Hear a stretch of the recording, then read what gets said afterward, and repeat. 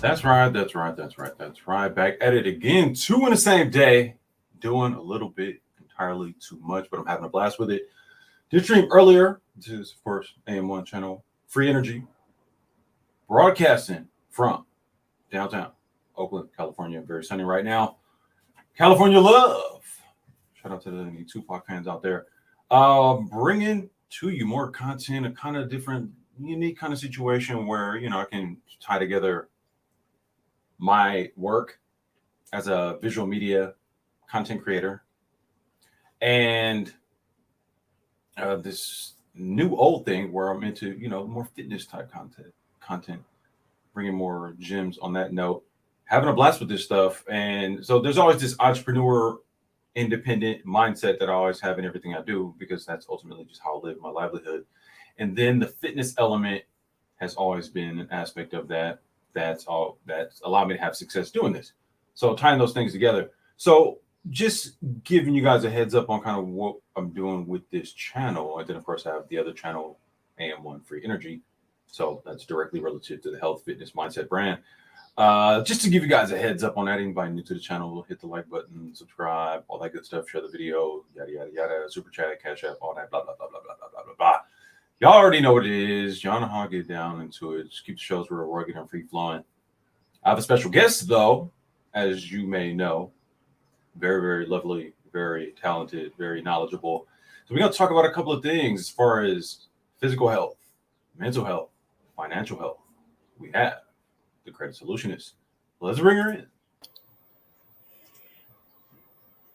What's going on, everybody? Hi, AM1. How's it going?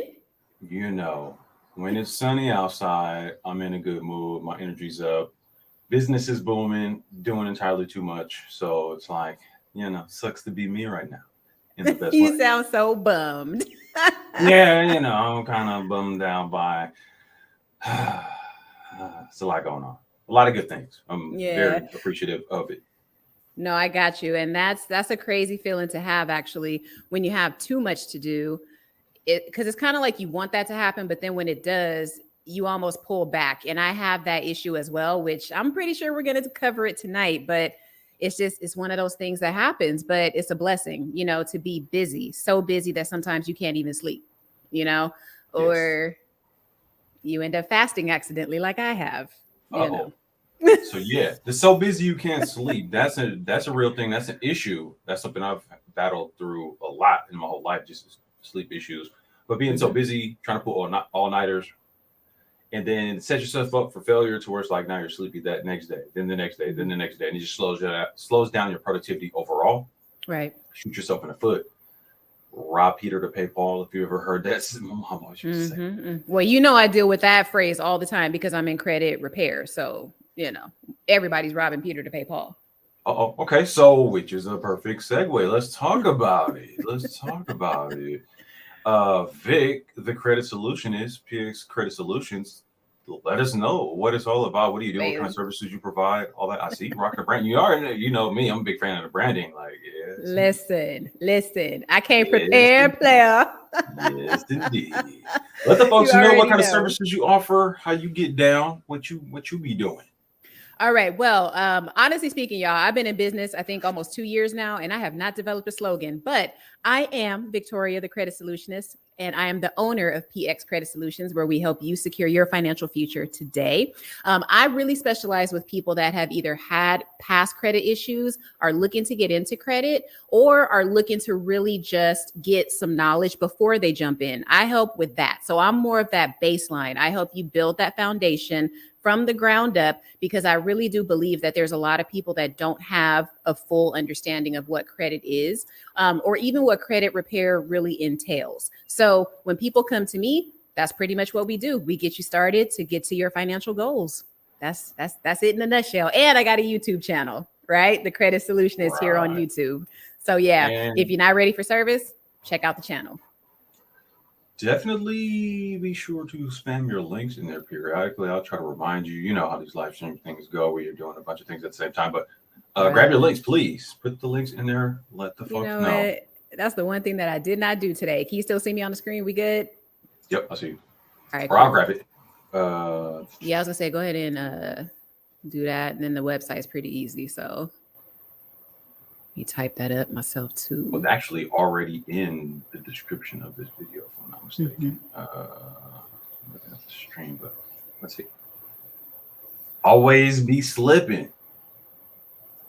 I'm talking about me, like in the sense that I should already have all that already. I'll be slipping too. That's what our conversation was about the other day. So, I'll be slipping hard. Nobody's perfect, but I mean, I need to set it up right. Let's talk about that though. So, physical health, mental health, financial health, all important. If you're going to put that in some kind of order or hierarchy, I think it's going to have to start with the physical/mental health first. So, and there's a couple of things with that, right? Because there's a standpoint of us being sort of like our own independent entrepreneur types.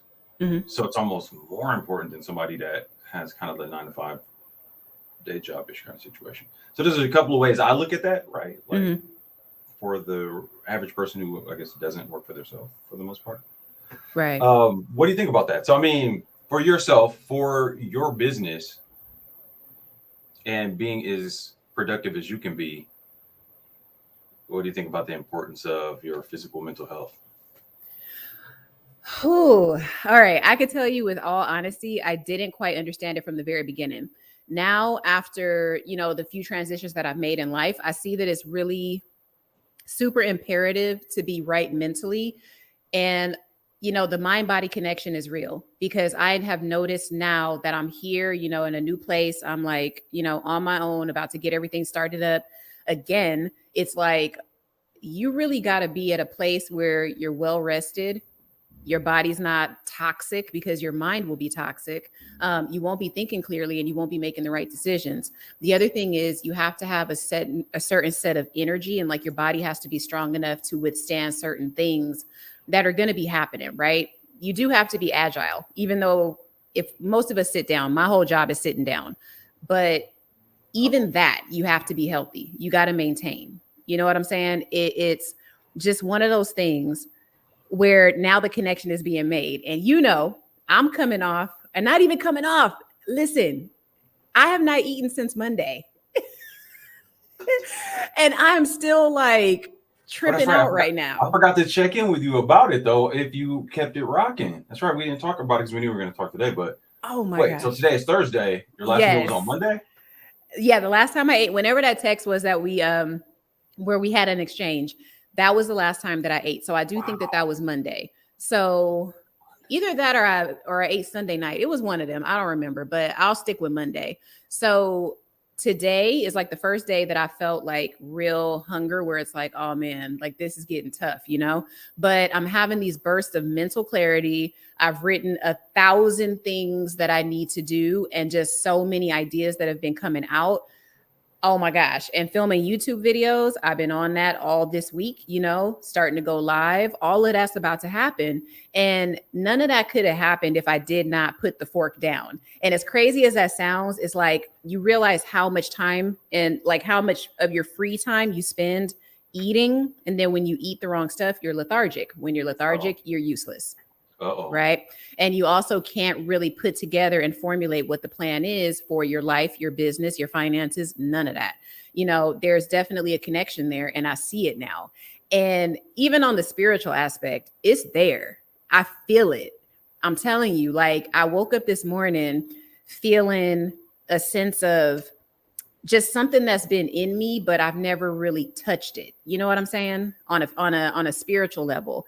And it's hard to explain, I don't know. Maybe it'll come to me as we, go through the podcast here, but just the clarity that you start to get is scary almost, because I almost felt delirious. Like on day 3, I was like, oh, I might be going nuts right now because all these ideas are flooding in. And it's like, no, it's because my body is getting rid of the stuff that was blocking it. Right. That divine energy, like that gets blocked when you don't eat the right stuff. That's real. And drinking, all that. We talked about wine, all that. It's like, it seems so harmless, but it's not. It's not. It's poison, to be quite honest, when it's, not done in moderation. So that's my speech. I mean, so many gems you just dropped there. I mean, just the whole idea.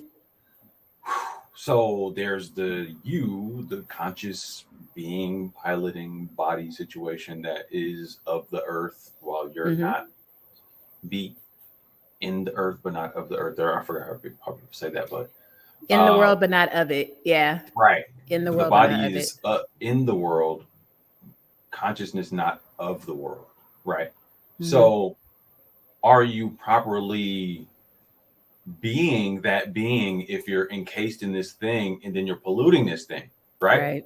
Is Right. it actually showing through? Is the true consciousness, is the creativity, is the vibes, you know what I mean? However you want to Mm-hmm. look at that. I try to look at it in the most like almost scientific nuts and bolts kind of way, right? Right. As you Yep. can, you can kind of talk about it from like a spiritual type concept, like spirit being having human experience in human body, clog this thing up with all kind of toxins and whatnot, not Mm-hmm. give it the right amount of rest. And Right. then, of course, how are you operating at your highest, fullest potential if you're Mm-hmm. not given time to clear that stuff out, right? And when you Yeah. do, then it's like, whoa, what is this? Who am I? Like, what am I dealing with here? And it's like, oh, that's you. That's really me. This is Yeah. how I really rock. This is what's really going on. This is my Yeah. energy level. This is how it would be all the time if I did this with more intent as Yep. opposed to what I'm told to do consumption wise and what they told us to do 3 meals a day and then the snacks and Mm-hmm. processed food and all the stuff they do, pasteurization, all you know what I mean. And the But food groups. Don't forget the major food groups, AM. well, you're right. I mean, there's that, but then the stuff they do to the food group. So I mean, Yep. I have different thought processes on even food group sort of things, right? I mean, Mm-hmm. some people vegetarian, vegan, different things like that. And I'm not opposed to any of that. I say take it to the lab, see what works best for you. Mm-hmm. Be your own scientist, do your own research, all of those kind of things. Because yeah, Yep. they told us certain things. They, who's they? Well, Uh, we all got different opinions on that one. right. I'm just saying. I mean, people will say, "Who's they?" Well, the people that told us to do certain things that they apparently know don't always work in our best favor, or maybe at Right. all. So maybe we're kind of on our own. Maybe we have to figure these things out. So maybe we have to like stop partaking in the things that we know are going to harm us, Mm-hmm. change our own habits, our own lifestyle choices, and then we can start to like manipulate our diet and try different things and see what works for your, I don't know, genetic makeup or, Mm-hmm. all these different things, right? But ultimately, for me, it's the clarity point that you just illustrated. I mean, yes, I was just looking it up right now. Tuesday, April 5th, we're texting, and you said, I'm over here not wanting to eat so the brainstorm doesn't end. Uh, Hey, yo, I'm having an accidental fast today. My brain is flooded with ideas. Do you ever experience that? I was shook. AM, listen, I was shook. Like when when I felt that, I was sitting right here actually in this spot. And I got this notebook, right? And I'm just and I almost felt like I was like, I don't know what crack feels like, y'all. So let me be clear about that. But if I thought about it, I was like, dang, is this like how people feel when they're like high on stuff that the uppers, like, is this what it's like? Because like, do these ideas even make sense? Like, what's going on? And you were the only person I could think to text in that moment. And that got me to thinking too, because I'm like, dang, that says something too. If you're the only person that popped in my head right away, Oh, what does wow. that say about my circle? What does that say about the people that I reach out to regularly? Like, there's something deeper there. So I'm sorry, I kind of segued, but No, that's great. yeah, That's the a great point. clarity was something else, and it was so shocking. Like even right now, the fact that I'm able to sit up straight, have some like focus while I'm talking to you, knowing that I haven't eaten since Monday is insane to me. You could not have convinced me of that a month ago, that would even happen. I've done juice fast, I've done all that kind of stuff, but it's the mental. It's like you got to commit yourself to doing it. And there was something you said the other day where you talked about, it was on one of your live streams, I believe. You said something about it creates discipline, and the delayed gratification. Yes. There's something to that. There's something very big there in such a simple sentence, and it got through. So yeah, if anybody can do it, if your health can withstand it, I say go ahead and do it for sure. Yeah. And to that point, if your health can withstand it, now that's an interesting point because Mm-hmm. everybody's at different sort of status, different levels and whatnot. So with this, and we talk about this in the group. So of course we have the free energy channel, we have the Telegram group, and we have people that are, chiming in different things. Shout out to Necessary Evil, part of the free energy team, always supporting. She's dropping Hey. links and whatnot. Different people pacing out different things. All right, I want to try this. Oh, I just did intermittent fasting. So there's that where I'm just like, staggering out my meals more so in the day. I'm trying to do OMAD, 1 meal a day. People trying different things, because I always say that, like, it goes without saying, try different things, see what works for you.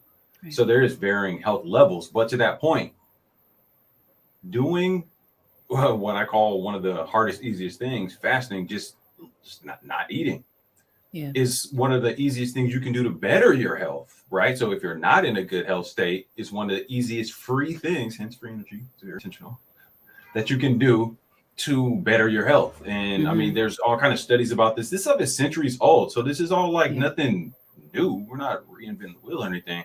You said, wait, my brain is flooded in all caps with ideas. You ever experienced that? I'm like, yes, every time. Hence free energy.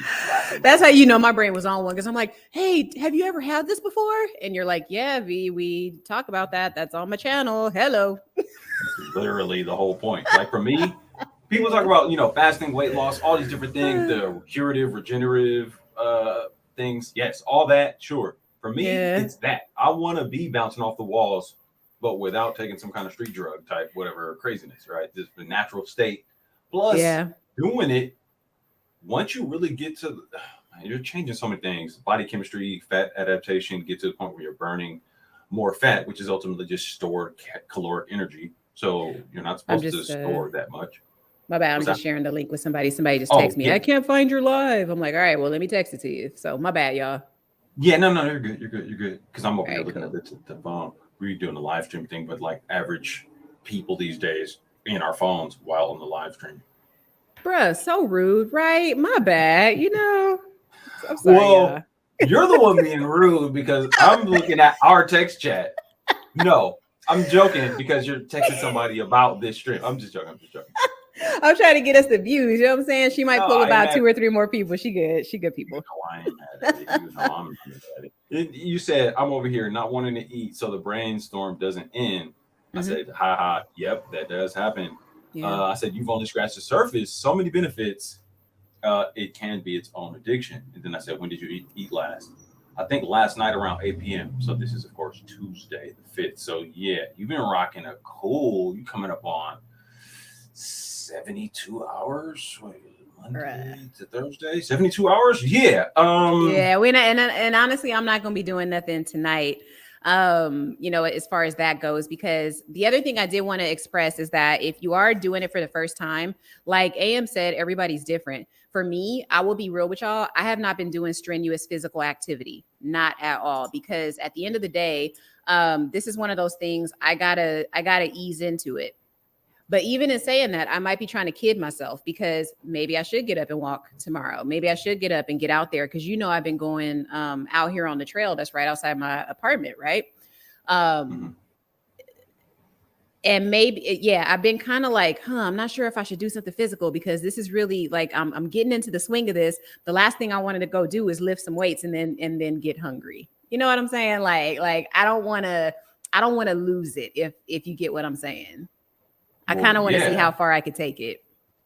My thinking right now is when's the last time you tried to pull off a 24-hour fast, 48-hour fast, 3-day fast? When's the last time you even attempted something like that?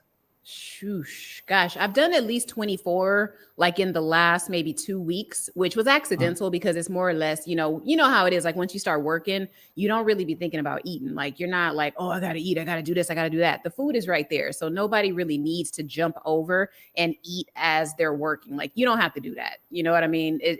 A lot of times, if you can overcome that hunger pang that's there, or do something to subside the growling or something, like your brain actually gets pretty clear once you get off the focus of food. So yeah, I've done the 24-hour, but then psychologically I psyched myself into thinking, oh, you better eat now, because like your stomach is talking to you. Right. Where it's like, okay, let's be real. Like I could stand to miss a couple of meals, and I'm not trying to be funny, but it's like it's true. It's like my body has enough energy packed onto it right now that I don't have to eat every single day. It's not necessary. And I'm just now this week becoming very clear on that. I don't need it. You know what I'm saying? I'm functioning better without it, and I get the opportunity because, to not get sick and all that kind of stuff. I have to ease back into eating food. I can't just go buy a burger tonight. I will probably be doubled over in the morning. Yes. Right. So is this just coming off, going into a fast, coming off a fast? This is going to be an entire experience in reintroducing food back into my body, Yes. And I wanted to talk about that, if not in the stream, but just in general. Right. Because, I've been talking about this stuff a lot, ramping up the channel, ramping up the group. And I'm kind of like, for me, I already know it. And it's just so second nature for me. Mm-hmm. But people ask questions, and that's the part of the group. Like people, are hitting me in the group, and I'm pretty responsive. Like almost within a day, I'll answer whatever question somebody asks me. But how to go into it, how to break it. There's, certain tactics. You don't want to have something too solid. You don't want to kind of break it the wrong way. Obviously, you're not trying to not eat for 2-3 days and then turn around and have a bunch of sugar. It's like, whoa, which is, processed sugar just all bad in and of itself, let alone try to break a fast. Yeah. That's not a good look. So I'm curious about that. But yeah, you've seen these different effects. So again, back to that point, I asked you, when's the last time you attempted a fast like that? You kind of did it accidentally with a 24 within the last 2 weeks. Mm-hmm. Yeah. Because I'm actually almost stunned at how easily you were able to pull off this, what is approaching a 72-hour fast. Okay, let me be real with you guys, because we're talking about mind-body connection here, and I'm all about honesty, and I'm actually honest to a fault at times. But something kind of, I would say, emotionally rattling kind of happened this week. So I will say that the way I interpreted what happened really did kind of, it was like the catalyst for it. And I hate to give that thing credit for it, but that is where it started, because my mind was on that thing. And the more I thought about it, I was like, I got up and went to the fridge, and I was like, oh, but I don't want to eat. Like, why am I even at the fridge? I don't feel like eating. Like, I don't know. Maybe I feel like ruminating or something. I don't know, but I didn't feel like eating. That's the point. So sometimes these things can happen accidentally. And once it happened for the 24 hours, I woke up the next day like, okay. And AM, I don't know, like we probably see this a little bit differently, but we both agree that we're a spirit in a human body, right? What's the phrase that you use for that? You have like a special something that you say, something having a human experience, or Spiritual being having a human experience. That's not a phrase. I got that. People, spiritual being having a human experience. I think unanimously most religious belief systems believe that. I don't subscribe to any particular like religious belief system or whatever, but I definitely subscribe to the idea that we are some type of conscious spiritual being, whatever that is. I mean, we could have a whole years, forever long stream talking about what that might be. We can really only speculate. Some type of conscious being having a human experience. But yeah, go ahead. Yeah. So that's where I started. Like, that's where I woke up the next day, and that's where I started. And I was like, okay, this thing happened. Cool. I didn't want to eat yesterday. Cool. But now I'm thinking, why is all this talk about fasting getting into my head? Why am I communicating with AM1 a lot more now about this health stuff? Why have I keyed into his journey with what he's doing? Why am I in this new place? Part of the reason I moved across the country was so I could get healthy, so I could be with nature, so I could reach out and touch the trees and the grass and see the deer and all that stuff. It's right outside my door now. So I really woke up realizing, or starting to uncover, the spiritual being that really is inside me. And as the days go on, I'm getting more in touch with that being, because that's my core. That's my core. That thing does not want me to go and get the French fries. Okay. This thing up here wants me to do that. Okay. It's the ego, whatever y'all want to call it. Call it what you want. Right. But it's something else that's manifested in you that wants to poison you and stifle that spirit that's inside of you. That's real. That's real. Now, I know that that's definitely connected to your money. It's connected to how you feel. It's connected to your relationships. It's connected to everything. So that is why fasting is so important, because once you eliminate all of those things, you are then able to see what is important to you. Where are you slacking? Where are you slipping? You could see it very clearly. Yes. And just one last thing, and I promise I'm done, because I could go on. No, this is what we're supposed to do. Y'all, basically, this is like a phone call right now, is what we're doing. Okay. I'm just going to act like, but it's like once you are able to strip all of those like chemicals, substances, and don't get me wrong, they're all still coming out. Like they're all still, coming out of my body right now. But it's like once you start to peel them away, everything becomes clear. And you're like, okay, what was important yesterday is not important today. What I thought I couldn't live without, whether it was that glass of wine, brandy, whatever your drink of choice is, whether it's smoking pot. We both have experience with that. I'm not ashamed to say it. I gave up pot 3, maybe 4 years ago, and I haven't had the drive to get with it since. Like I haven't had the drive to pick it up. And I was a daily smoker. I was a stoner. Okay. I even told people there was a difference between being a stoner and a pothead. That's how deep I was into it. He was one of those. Homie, I was a connoisseur. And let's defense talk. force. Seriously, and going up to San Francisco, we used to do it a few times a year, stock up, come right on back down to LA, smoke out. Well, y'all was doing weed runs. Listen. So that's all I'm going to say about that. I'm not going to keep going into that because y'all got to, hire me for your credit repair. I ain't no pothead. But it's like you those things start to fall away as the years go on. And like I said, the fast right now is starting to help me with a lot of those things. So that's where I wanted to go. If you struggling with letting something go, start with a fast and see how it goes. That's why, even as I've kind of ramped up more with the whole free energy thing and talking about the stuff more, and this is all just based on the idea that people have asked me, hey,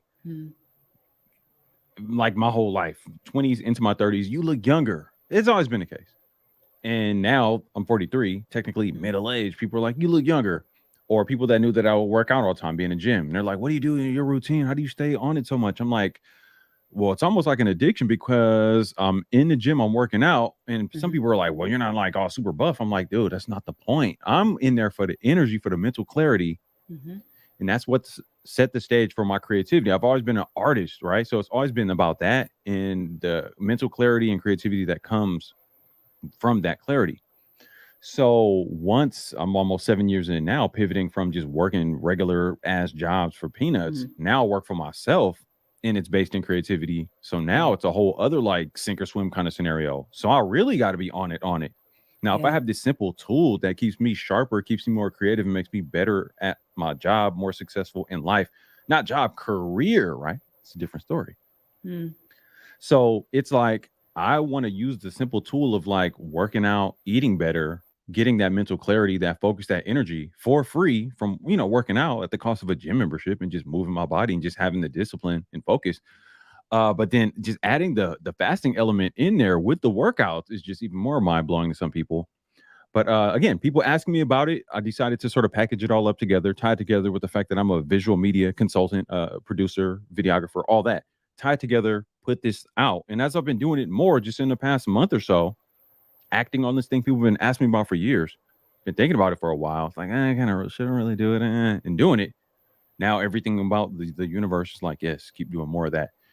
To that point, where I was going with that overall is, and tied to what you just said, all of those benefits you just listed, that the clarity, the delayed gratification point, that's so key right there.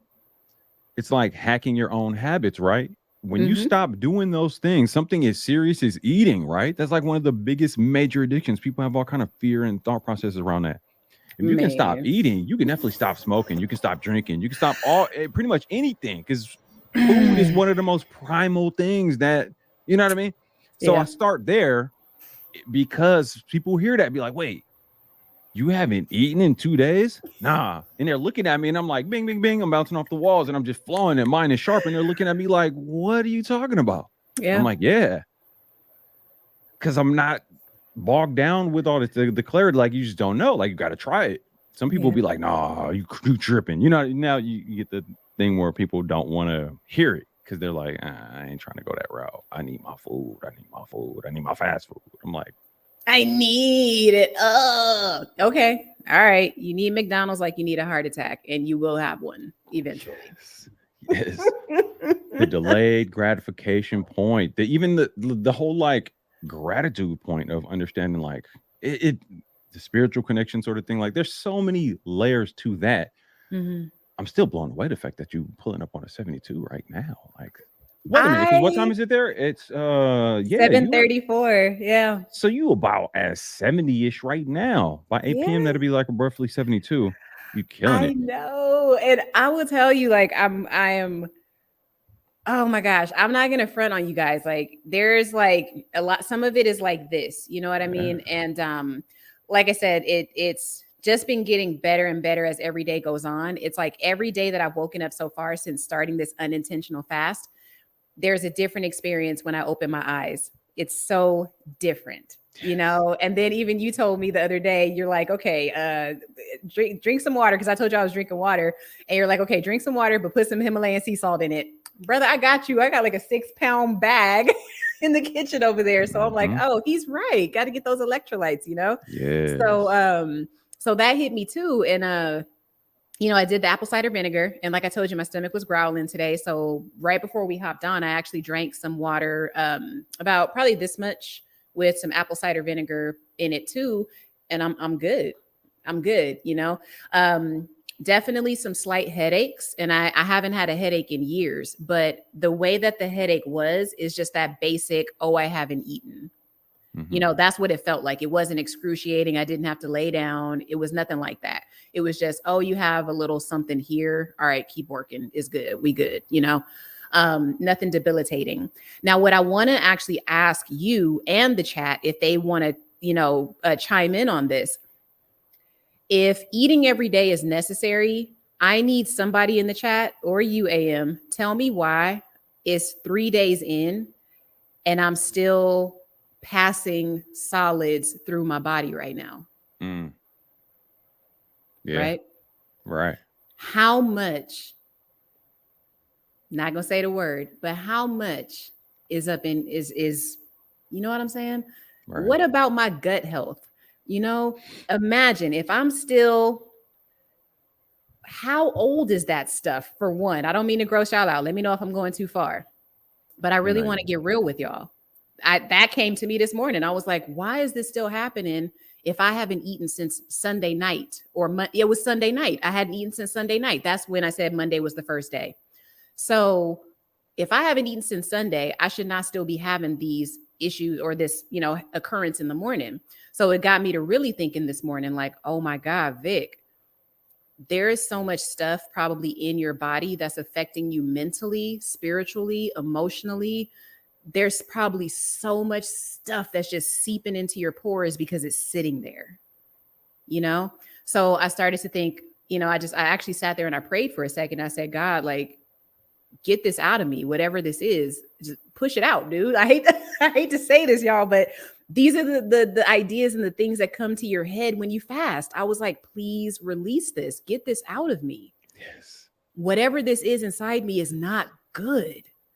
It's not, like, release it, you know? I mean, so you doing the water. You going deep there. I mean, that right there is one of the biggest things. I mean, it's pretty simple. Eureka moment. I was on a stream, I think last Saturday.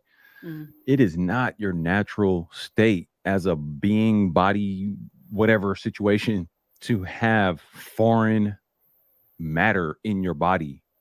That is not your natural state, obviously, right? Like, wait a minute, what? So you start eating, and then if you extrapolate that out, multiply that by how many days you've been alive, by how many things you put in your mouth, and if the colon by itself can be up to 5 to 6 feet long, and then there's the whole really mouth all the way to other end is like 30 feet or something like that. Small intestine, large intestine. So the whole digestion process, yes, can take 3 days depending on what you eat. And then depending on how much you accumulate and how much blockages you potentially have, it can take even longer. And is what you're eating fat soluble, water soluble? How well is your liver digesting these things? Your enzyme production? All of these things come into play. So not to be too sciencey about it, trust the science. But I mean, you know, the science to it. Obviously, you could have food digesting in you that you ate, you know, last week. Or, I mean, ultimately, by way of accumulation, you can have food that's months old, still chilling in you. Yes. And your body trying to figure out what to do with that, trying to digest that. Then if your body can't get rid of it fast enough, then it becomes a matter of it needs to essentially quarantine that away. A word has been more infamous in the past 2 years. what is it going to do? It has to get that out of your bloodstream. It has to essentially detoxify that from you. And if you're not getting it out, if you're not shitting it out, your body's saying, well, I got to put this somewhere. And what But it yeah, does let's say the word, it's going to store it in your fat cells. Oh, right. Yeah. So wait a minute. You already wanted to not have fat for possibly aesthetic reasons. And I'm saying this generally because so many people are concerned with that. Yeah. But now it becomes this whole storage place for extra toxins, extra hormones. And then the fat can help produce other hormones that might not be wanted. More estrogen for men, more estrogen for women. So that can lead to like more cancerous growth. It throws off the cells, know when to terminate. There's so many levels to that. A cascade of issues that comes from you just putting stupid shit in your mouth and not getting it out, not enough water, poor hydration, processed food. I mean, hey, I grew up eating down south food. New Orleans cooks some of the dopest food in the world and fast food. Mom would take us to McDonald's, I had Happy Meal boxes and whatnot as a kid, all that. And then in my 20s, wow, and Taco Bell, smoking blunts, drinking 40s, Taco Bell. Yeah. Rolling blunts. So just all the extra chemicals, not getting that out. Like, stop. Now here I'm in my 40s. Just made some changes.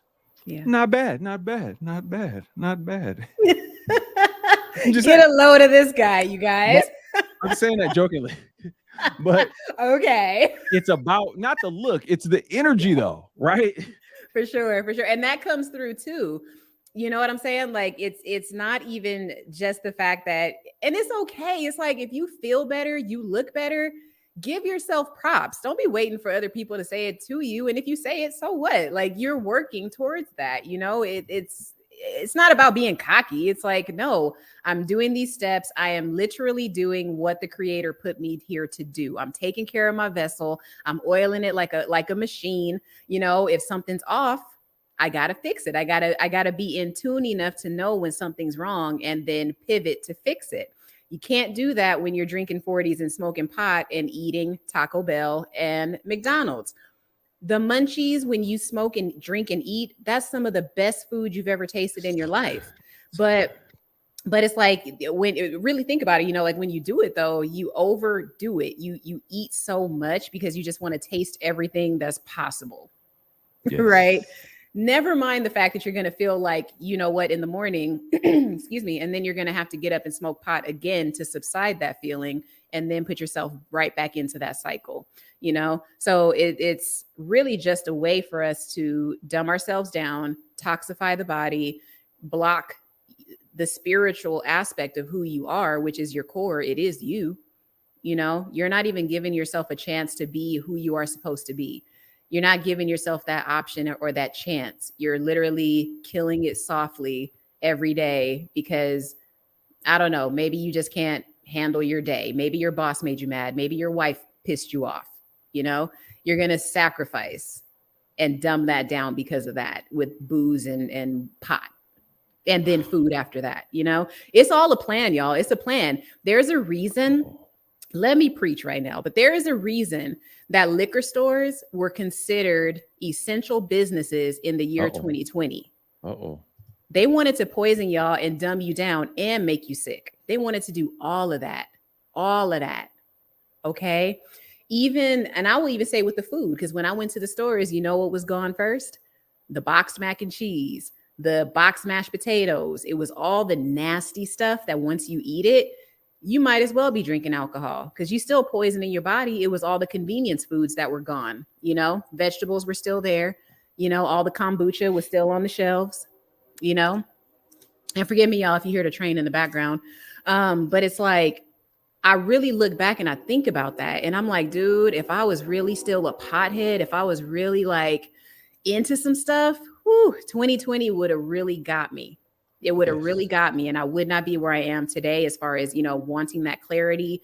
Like I said, getting up, deciding to move out of California. I see you still chilling there, but, I know your day will come, sir. But for me, for real, it was like, I just had to get the hell up and get the hell out because there was just too much toxicity in that town, too much, And like I said, back to the essential business thing, really think about why that was, y'all. Pot stores were open. I used to live in West Hollywood. Pot stores were open for business. People in there with a mask on, ready to smoke out. Why? Like, how is that benefiting the people? I just want to know if somebody in the chat could let me know, you know. Well, let me add to that, because you already know that's my wheelhouse. We've talked about this at length. It almost seems as if you're considering that maybe they're trying to set us up for failure while claiming that they're doing things for our safety. I don't know. It kind of sounds like you're saying that. I don't know. That's kind of wild. But there are objective things we can point to that make that kind of make sense. I kind of see where you're going with that, because I thought about it. If we got this illness thing happening, you want to give people something where they make something real hot and turn it into smoke and make it more accessible. They changed the laws in California that made it to where people could go to nightclub places that were closed down, but where you could walk up and buy alcohol and walk away. Yes. Bars. Yep. Not even go tear the club up and kick it all night. Just go up and buy your drink and leave. They changed the laws where you could do that, when before, if you went into a club and tried to walk out with a drink, the security would stop you because you're not able to take it out like that. They changed the laws and made alcohol more accessible, and alcohol is a known toxin. Right. Right. So for our safety, of course, they're doing this for our safety. Fast food places, essential business. Oh, yeah. And then something dawned on me early in the game in 2020. I was like, wait a minute. We got this illness situation, so they say, but cigarettes? You would think if they're going to force you to do certain things, ban you from doing certain things, why would they allow known carcinogens like cigarettes to be rocking? You would think they'd be like, all right, fall back on that, because we know this causes cancer and can kill you, and that secondhand smoking, people die from that. So in the middle of the worst beep in a century, wouldn't we want to fall back on that? Like, I don't know. Let's close the gyms. Let's keep you inside. I don't know. So it almost seems like, yeah, we need to think about the fact that we're on our own. So for me, part of my whole health system and my motivation is understanding, hey, I'm on my own. I'm not trying to go to nobody's hospital short of some kind of car accident, or, I mean, I'm in Oakland here, so you might get shot or whatever, but. Is that real? Like, for real, for real? No, it's not that bad. It's not that okay. I didn't think so, because they say that about like Compton and all that too. Like, all right, if you in a dark alley in Compton on certain streets, yeah, but Compton as a whole, no. You know, come on, guys. No, it's not that bad. I mean, yeah, I mean, in any place, any city where some wild stuff going on, you know where to go, where not to go. And I ain't got no business in certain places. So no, I say that jokingly, but just to the point of like, yeah, some serious injury, I'm not going up in nobody's hospital, and that much more, I'm going the opposite direction. What things can I do? Simple lifestyle changes that can make me better utilize the food I eat, my social interactions, just my whole thought process, the circles of people that I put myself around to create more benefit. You know what I mean? Like, that's all part of my, free energy keys, my health system or whatever. It's just my lifestyle. It's literally that. But, people started asking me about what I do. So I was like, let me make it a thing. Let's make it a thing. Yeah, and you've segued into it beautifully, I got to tell you. And I'm impressed and I'm inspired. Like I said, I've been in this lab. This is my lab now. And actually, one of my buddies is in the chat now, Richie Ruxpin. He's another one. He kind of influenced me in a way to move to Virginia, actually, because he's down here too. And he's one of my friends in LA that was pretty much on the same thing. It was like, hey, we're done with this. Like, we got to get up out of here, because honestly, it's a cesspool. And I mean, you could be as spiritually strong as you want to be, but sometimes God wants you to go, and you just got to listen and go. But yeah, your transition has been like so inspirational for a lot of people, even the ones that aren't saying nothing or like lurking, or they see your transition and maybe it doesn't make a lot of sense, from the manosphere to where you are now. It's like, that's what, and I don't know if you want to segue yet, but it's like, that is what the manosphere is literally supposed to do. It's supposed to be this little starting point that you have, and then you segue into your better life, right? So now that you're doing that, it's like, dang, this is pretty awesome to see. I gotta admit that. So yeah, no, that's a very interesting point. So obviously, Black YouTube, Black Manosphere, been rocking with that space, this gathering of content creators that aggregate mostly Black folks, and then of course the people that view the content. So, happy, dysfunctional, unhappy, happy at times, big Black family online from all over the world. Yeah. Black YouTube, Black Manosphere. So yeah, rocked with that. Shout out to the folks from that scene. Once I decided relative to doing the kind of visual media work I do, let's Mhm. flex a little bit more on this YouTube thing. Let's change the game. Let's do more digital. I'm already kind of interacting with, obviously this major platform, YouTube, within a cool space that has a lot of potential. I have certain gripes about the space. He's not living up to his full potential. Certain critiques I have. Okay, cool, whatever. But if once I decided I'm going to be more functional here and really see what I can pull out of this Mhm. and what value I could bring to this, then it became clear, okay, I'm going to have to really flex how I really live. So it's going to be the visual media stuff or the kind of health stuff. So then it dawned on me, well, let me put it together and just build it out into this whole thing.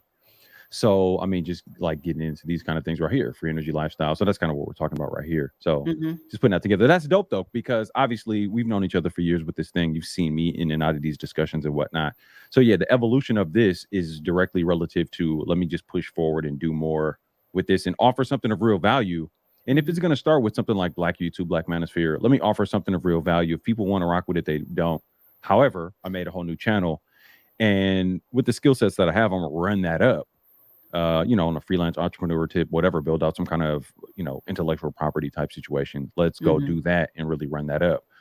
So yeah, that's dope for you to have seen that from the outside looking in and see where I'm going with it. And my energy, we talk about stuff behind the scenes. Yep.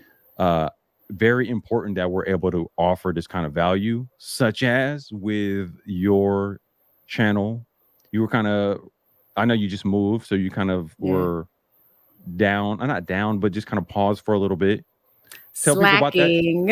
Okay, I was trying to. No, we gonna let them in on it. You know what I'm saying? The candid conversation. It's okay to be candid with the audience, because I know that your crew that you're building here can take this real talk. Because here's the thing about YouTube that y'all know already. Most people that are on here, they're faking the funk. Okay. They put their makeup on, like I did today, but they put their makeup on, or the man puts the suit on, whatever they do. I'm not taking shots at anybody in particular, but they sit on that mic. You don't know if that person lives in a studio apartment. You don't know if that person is at an Airbnb. My next door neighbor, they was banging on the door yesterday. Some dude didn't even know he wasn't supposed to be there, and that they can't Airbnb where I live. This dude got kicked out. He probably was in there filming YouTube videos, stunting, But it's like, you see that, and it's like, okay, when I got here, it just took me some time, to really get my mind right and say, okay, what did you move to Virginia for? I knew I didn't want to be in DC. My friend Richie there, convinced me, hey, you don't want to go to Roanoke. You want to go to a small town just for now and see what you want to do. I agree, because you and I even talked about it, AM, where it's like, okay, this is the time to build the business back up. This is the time to get your YouTube flow going. This is the time to dedicate to that thing, because where I was at in California, I'm not even going to specify what was going on there, but it was crazy, y'all. The concentration was off. The people, it was all clouding my mental. And it was like, okay, this we can't do. It's time for a complete cleanse. I'm out. Everything I do in my life is online. My money making is online. Now, if I need to get out and shake hands, which I need to, I can still do that too. You know what I'm saying? But am I going to tie myself to California? Absolutely not.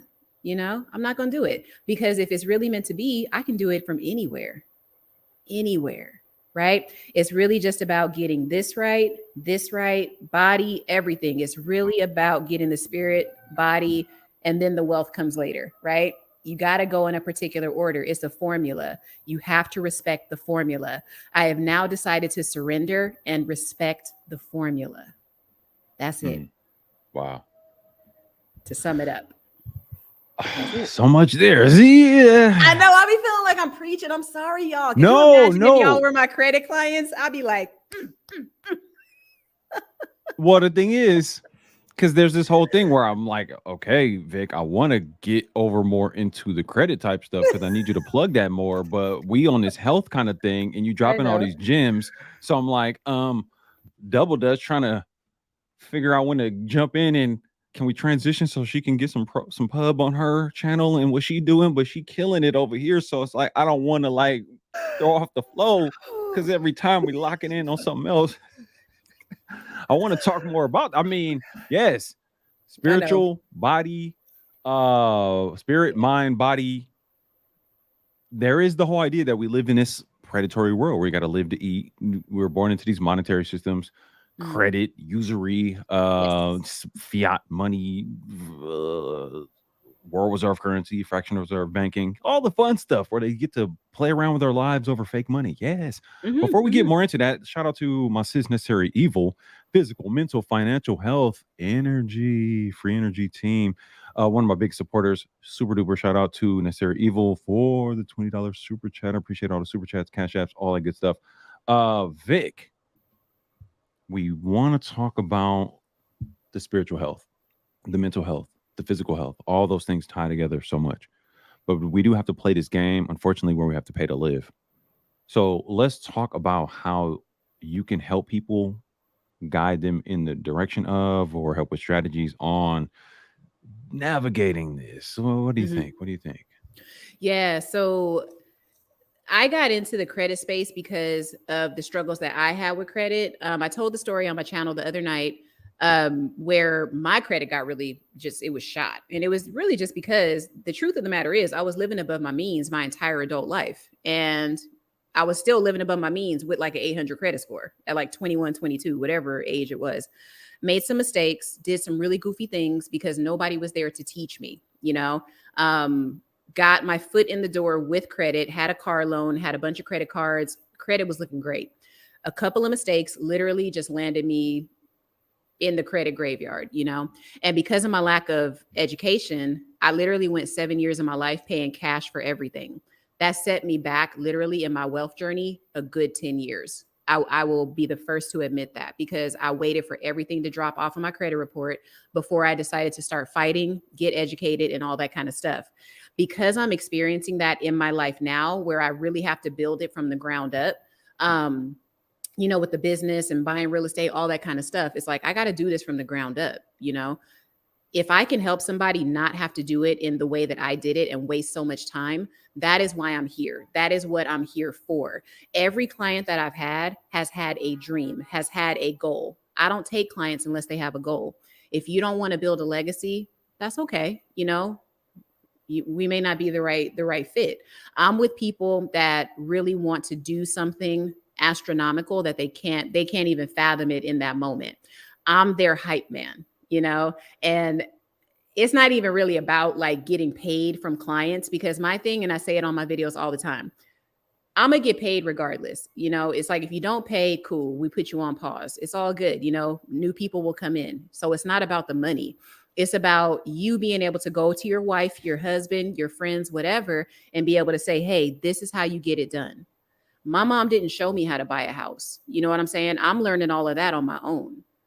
If I can be the person to help somebody with that, sit them down, do a consultation, whatever it is, I'm with that. A lot of people don't know you can start your credit journey by getting a secure credit card. You can dominate credit by starting with a secured credit card. Many people in this credit industry, when you say that, they make it seem like it's nothing, but it's because they know what's up and they don't want you to know that basic information. You know what I'm saying? They want you to pay for the hype. So on my channel, I don't give you the hype. I give you the real deal, like the keys where you have to start. It's foundational here. If you don't know how to pay your bills or you have, trouble with it, you have to start at the beginning. You don't have a choice because you want to build a strong foundation, because if it crumbles, it's better to have it crumble halfway than all the way. You know what I'm saying? Like that's what you want. So if you have these, if you have the basic knowledge, what's the most important thing on your credit report? Is it your balance? Is it, your utilization, basically? Is it your payment history? Is it the credit history? Is it, what are we saying? Late payments, all that kind of stuff. It's like, it's everything. It's all of that. It's learning how to look at that credit report and say, okay, well, this month my utilization was like, 60%. But if I get my money up by doing Uber Eats, whatever, getting a gig, I could pay that debt down to like 10, 20%, and my score goes up 200 points. Your credit report, your credit score is literally just a game. It's an algorithm. Just like AM1 and myself are here trying to beat this YouTube algorithm, I teach you how to beat the credit algorithm. That's what I do, because that algorithm, believe it or not, that is the game of life. You're going to have to play credit. You're going to have to. If you want a house, a business, you want to, do business with people that maybe are in, higher spaces, because they say you shouldn't be the smartest one in the room. If you want to do business with big dogs, you're going to have to do it at some point. You got to do credit. All right. You have to, unless you were born into money.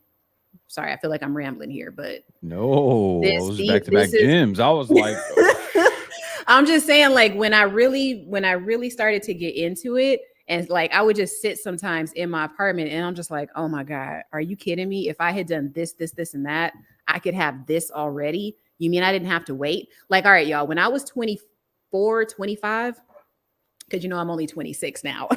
But no, it's like when I was in my mid-20s, I literally sat down with somebody and they told me, hey, you could actually buy an apartment building. Here's what you need to do. Do you know it was in California? It was in East LA, which is kind of the barrio, if you know LA. It's not a place that a lot of people wanted to buy in. So I was hesitant. I let my fear get the best of me. She literally told me, hey, if you save this amount of money over the next 24 months, or if you could do it before, you could get this $300,000 5-unit building right here. You could get that. And because of my fear, because I was a non-believer, because my credit sucked, I let it go. wow. I still have those documents to this day. No. And when I look at them, I could cry, y'all. Do you understand? I could be a property, not even, forget it. I'm going to use big words. I could be a mogul right now. I could be a property mogul in Los Angeles. Do you know what's happening with East LA? Do you know what's happening with Silver Lake? What's happening with Echo Park? No, yes, indeed. I could have had that. And I squandered it because I was scared, because I didn't want to get educated. That's what happened. Wow. So dude, it's like, just to know that there's so many people out there that don't have this knowledge, it's scary because it's so basic. I had a friend I was talking to, I think about 2 weeks ago, literally called me and was like, hey, I don't have a checking account. Like, can you kind of help me like figure this out? And I'm sitting there like, oh my God.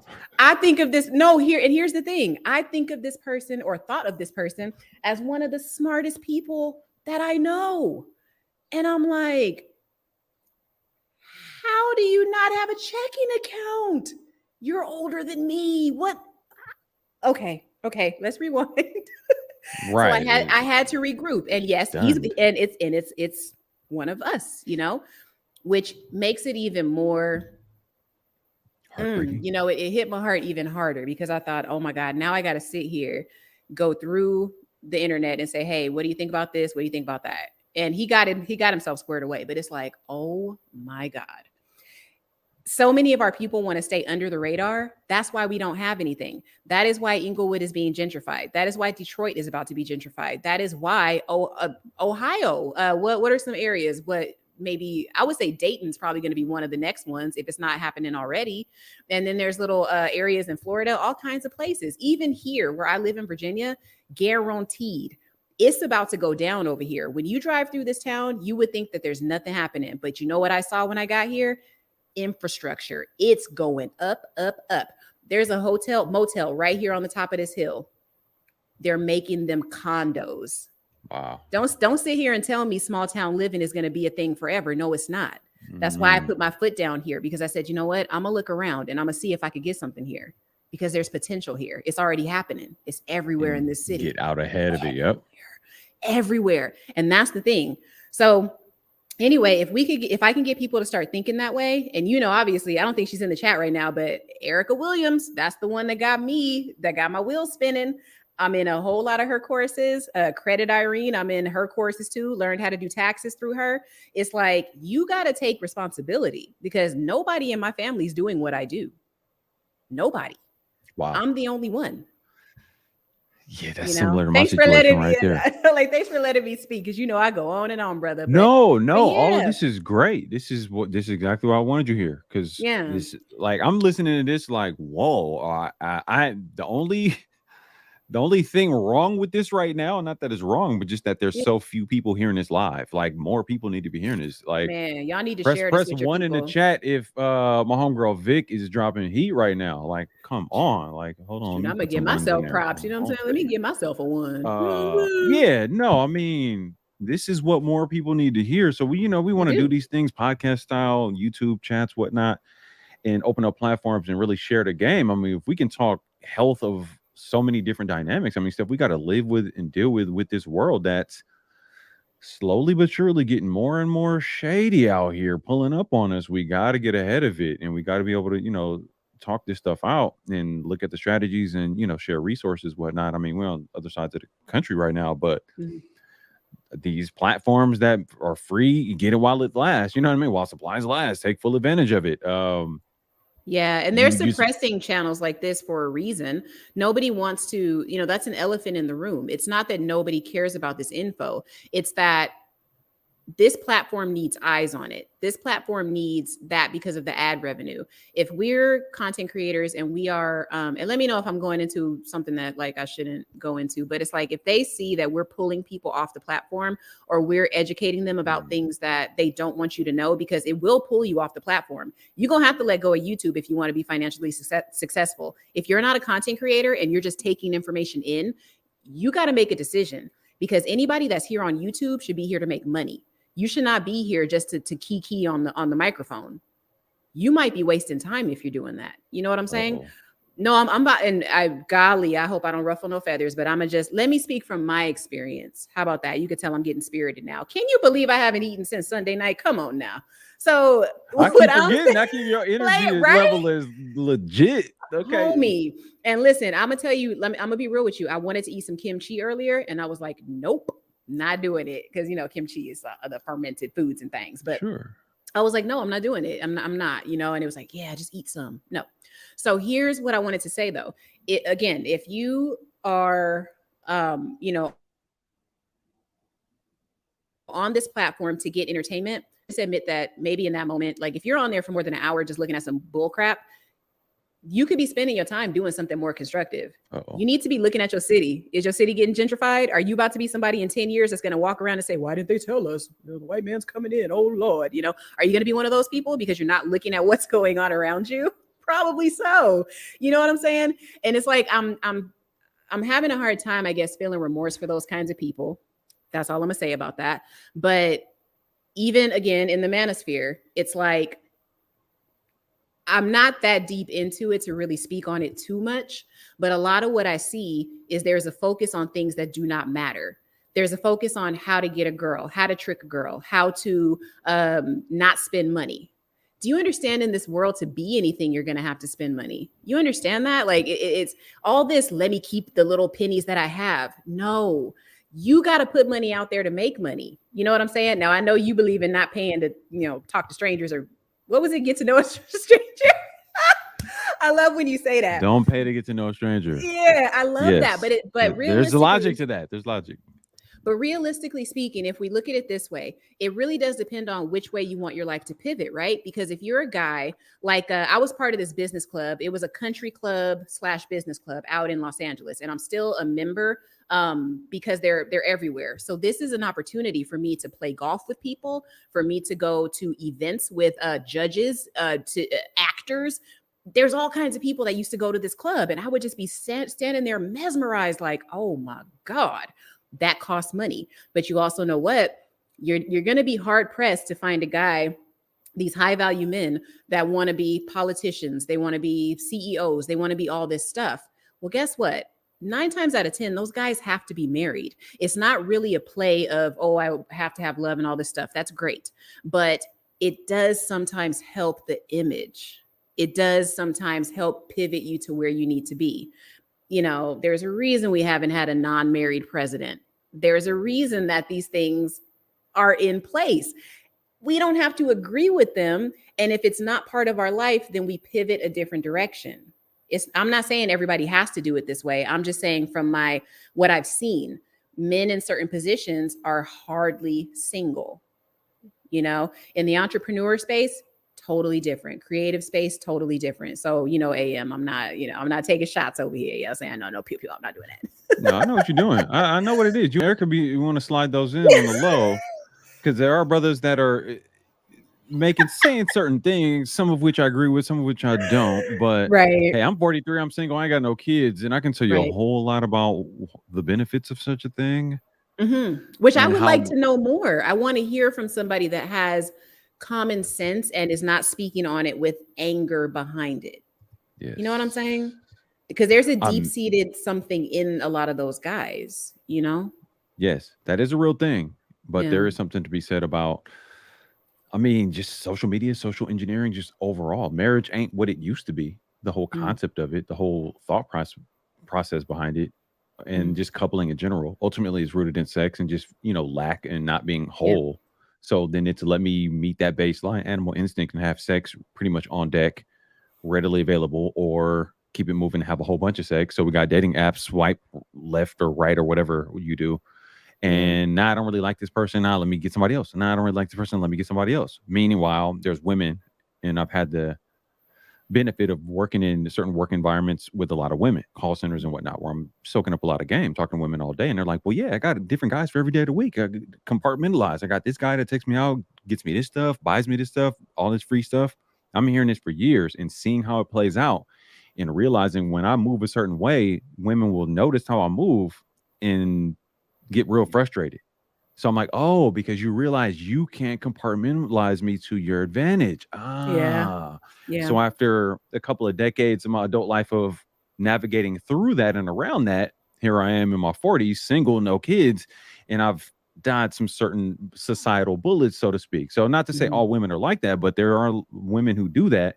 And I have friends of mine who look at me and how I move, and they're like, you're different. What's wrong with you? The Mhm. way you interact with women is different than me. You're not trying to go marry whoever and do the white picket fence American dream thing. So I've Mhm. always there's been that part of me that's like I don't trust any of that anyway. So when you couple just my distrust of sort of the status quo situation relative to like my whole career path and all that, couple that with game soaked up from cousins and women I've worked with, and seeing like, hey, women get down cheating, whatnot, similarly, if not more than men in a more slick and conniving way at Mhm. times. Are there some women who are amazing and beautiful and have so much to offer? Yes. With Right. the proliferation of more social media and just the ease of this and just general the state of where the world's going, are they becoming more of a rarity? Probably. Same with Mhm. men, right? Like Yeah. these dudes are out here low testosterone, acting like women's theoretically generally are thought as. You know what I mean? Doing a whole Yeah. lot of just a whole lot of things, right? So I have a lot of gripes within like my male counterparts in the sense of like, bruh, what are y'all doing? Y'all making us all look bad. Black men, bruh, what are we doing? We all got to step this up and sharpen it up. But it's like, come on. Mhm. Come on. So yeah, the Yeah. whole relationship thing, don't pay to get to know a stranger. Yeah, I'm sorry. I'm not gonna be somebody's free meal just to get to know you unless it's a business deal. I would be like, Vic, you got some information I need. Let's go. It's on me and let's talk. And it's a business lunch. Right? You Like would, knowing you would do that while I was fasting too. I'll probably be fasting. I'll probably be fasting. He'll be like, "Hey Okay. Vic, you on day 3? Hey, let's go to this rooftop restaurant." Look, I am not cheap like that. I don't mind spending money with friends and for purposes. I do mind spending money to pay to get to know someone when it Mhm. should be a mutual thing to where we mutually want to get to know each other. Just because I have male genitalia, I have to pay to get to know you when we're supposed to want to get to know each other. It Yeah. dawned on me at a certain point, like, I don't see how that makes sense. I get it, all the traditional courtship, all that stuff. I'm a traditional woman. I'm like, are you sure? Are you a virgin? Like, look, Oh, you know what? I'm just going that. I'm just saying, we're gonna talk all that. You know, Damn, I'm we used to be I'm potheads, man. Come on. I'm old fashioned. I'm Things traditional. happen, But you know? some women have said this, but then it's like, other than wanting to get free stuff, your lifestyle is not traditional. So it seems like you're picking and choosing things that you want that work in your favor. Mhm. And then when I'm like, nah, I'm not gonna play that game, then I'm the bad guy. Like, wait, what? You get to pick No, and and choose what you want and to do, take out of the traditional playbook. Meanwhile, there's this modern empowered kind of thing going on. So it's like, interesting how it's work inconvenience for you to get free shit. Oh, silly me. Yeah, you know what I've noticed, and I will say this, and y'all gonna laugh at me, but there are some ways in my personal life I am old-fashioned in certain ways, but I say this as a person who has never dated an old-fashioned man, right? So in theory, I do believe that I am old-fashioned, but in practice, I haven't had the opportunity to do it just yet. Now, I did maybe in my mid-20s, which is really going to prove the point that you're making, but like in my mid-20s, I did happen to kind of run into somebody that was like, hey, I could do this for you. I could kind of set you up here and just we'll kind of roll on, like we'll figure this out as we go.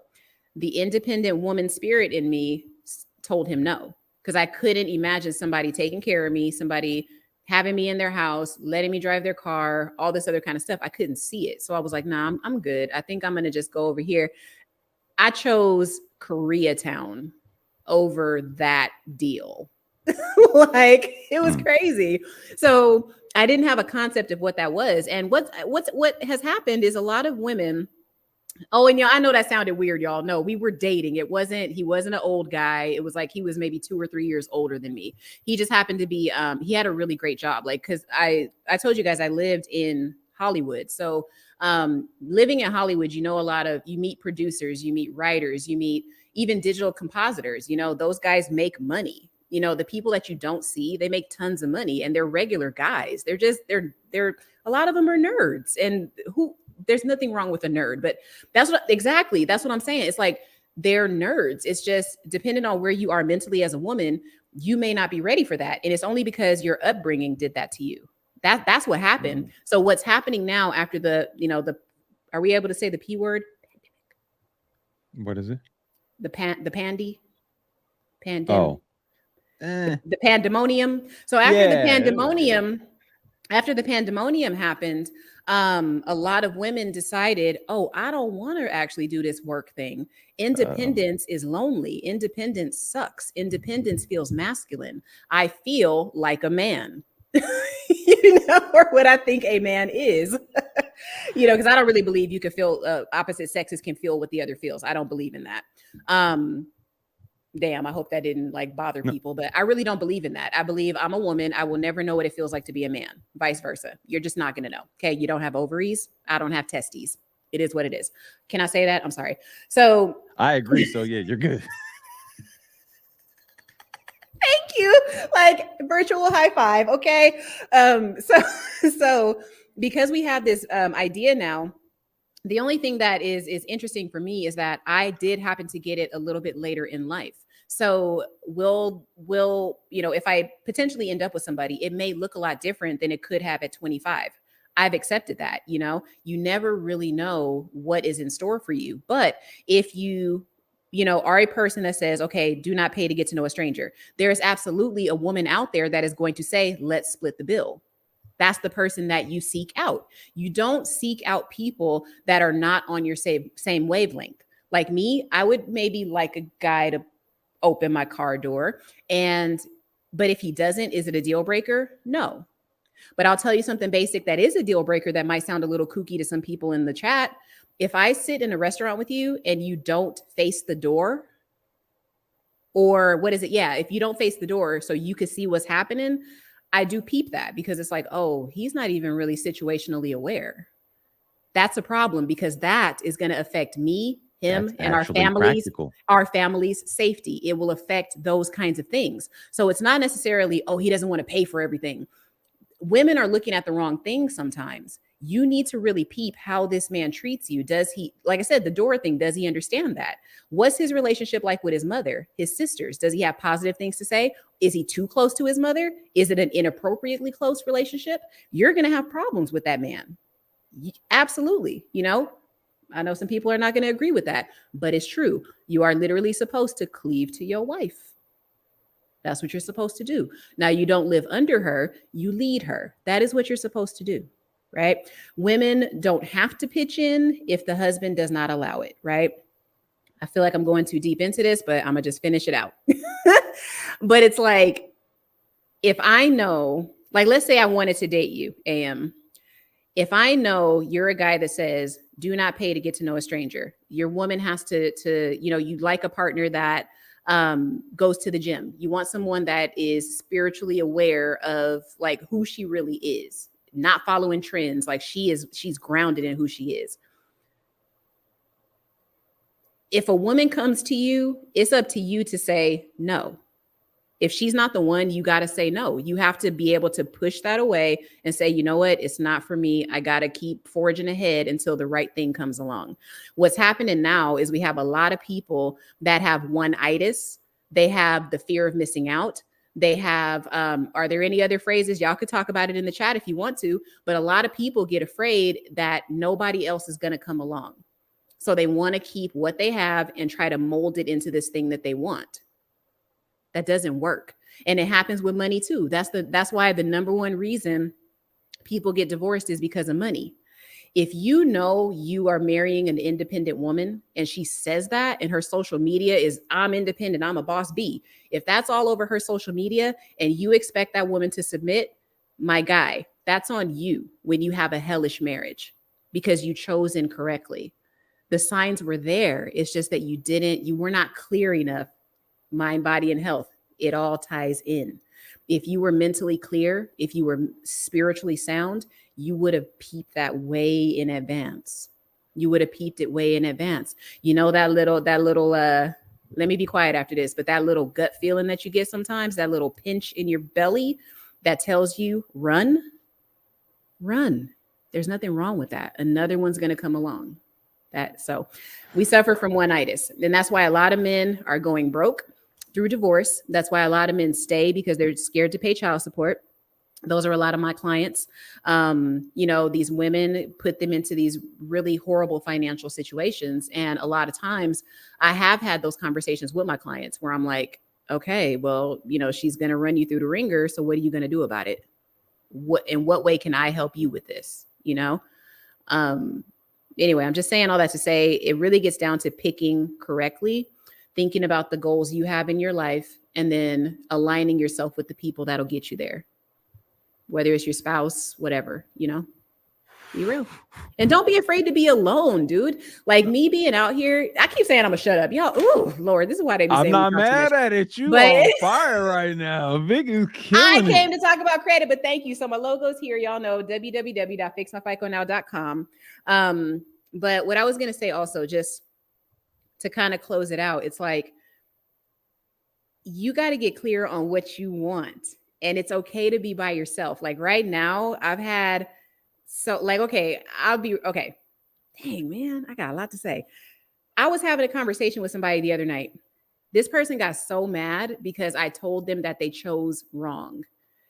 And that hurts a man's ego when someone tells him he chose wrong. It's like finally somebody in their life gave them the right, gave them that dose of medicine that they needed. And it hurts so bad. This person literally told me to put my phallus away. He didn't say that word, but he said the word. And I said, wait, what? I'm just telling you what's up. Like, what do you mean? Like, put it away. He was like, put it away. And you told him he chose wrong as far as a woman. Yeah, with the person that he's with. And it was like, but what I'm saying is true. And he should have took it from the standpoint of you're saying that as a woman in regards to a woman. So the put your phallus away statement is faulty on a few different levels because it doesn't even apply because that's not even masculine energy. You're as a woman in feminine energy assessing the situation. Right. He should have been willing to soak that up. But go ahead. This is interesting. Please continue. Yeah. So and what was happening in that conversation without being super specific, but it's like what happened in that conversation was we were talking about, the fact that, he does not necessarily want an independent woman, but also wants a woman that will work. Here's the thing. You can't have it both ways.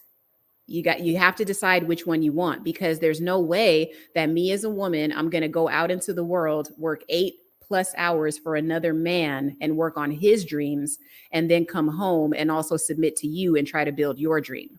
You just allowed me to go out 10 hours a day and build another man's empire. And then you expect me to come home and respect you enough to build yours.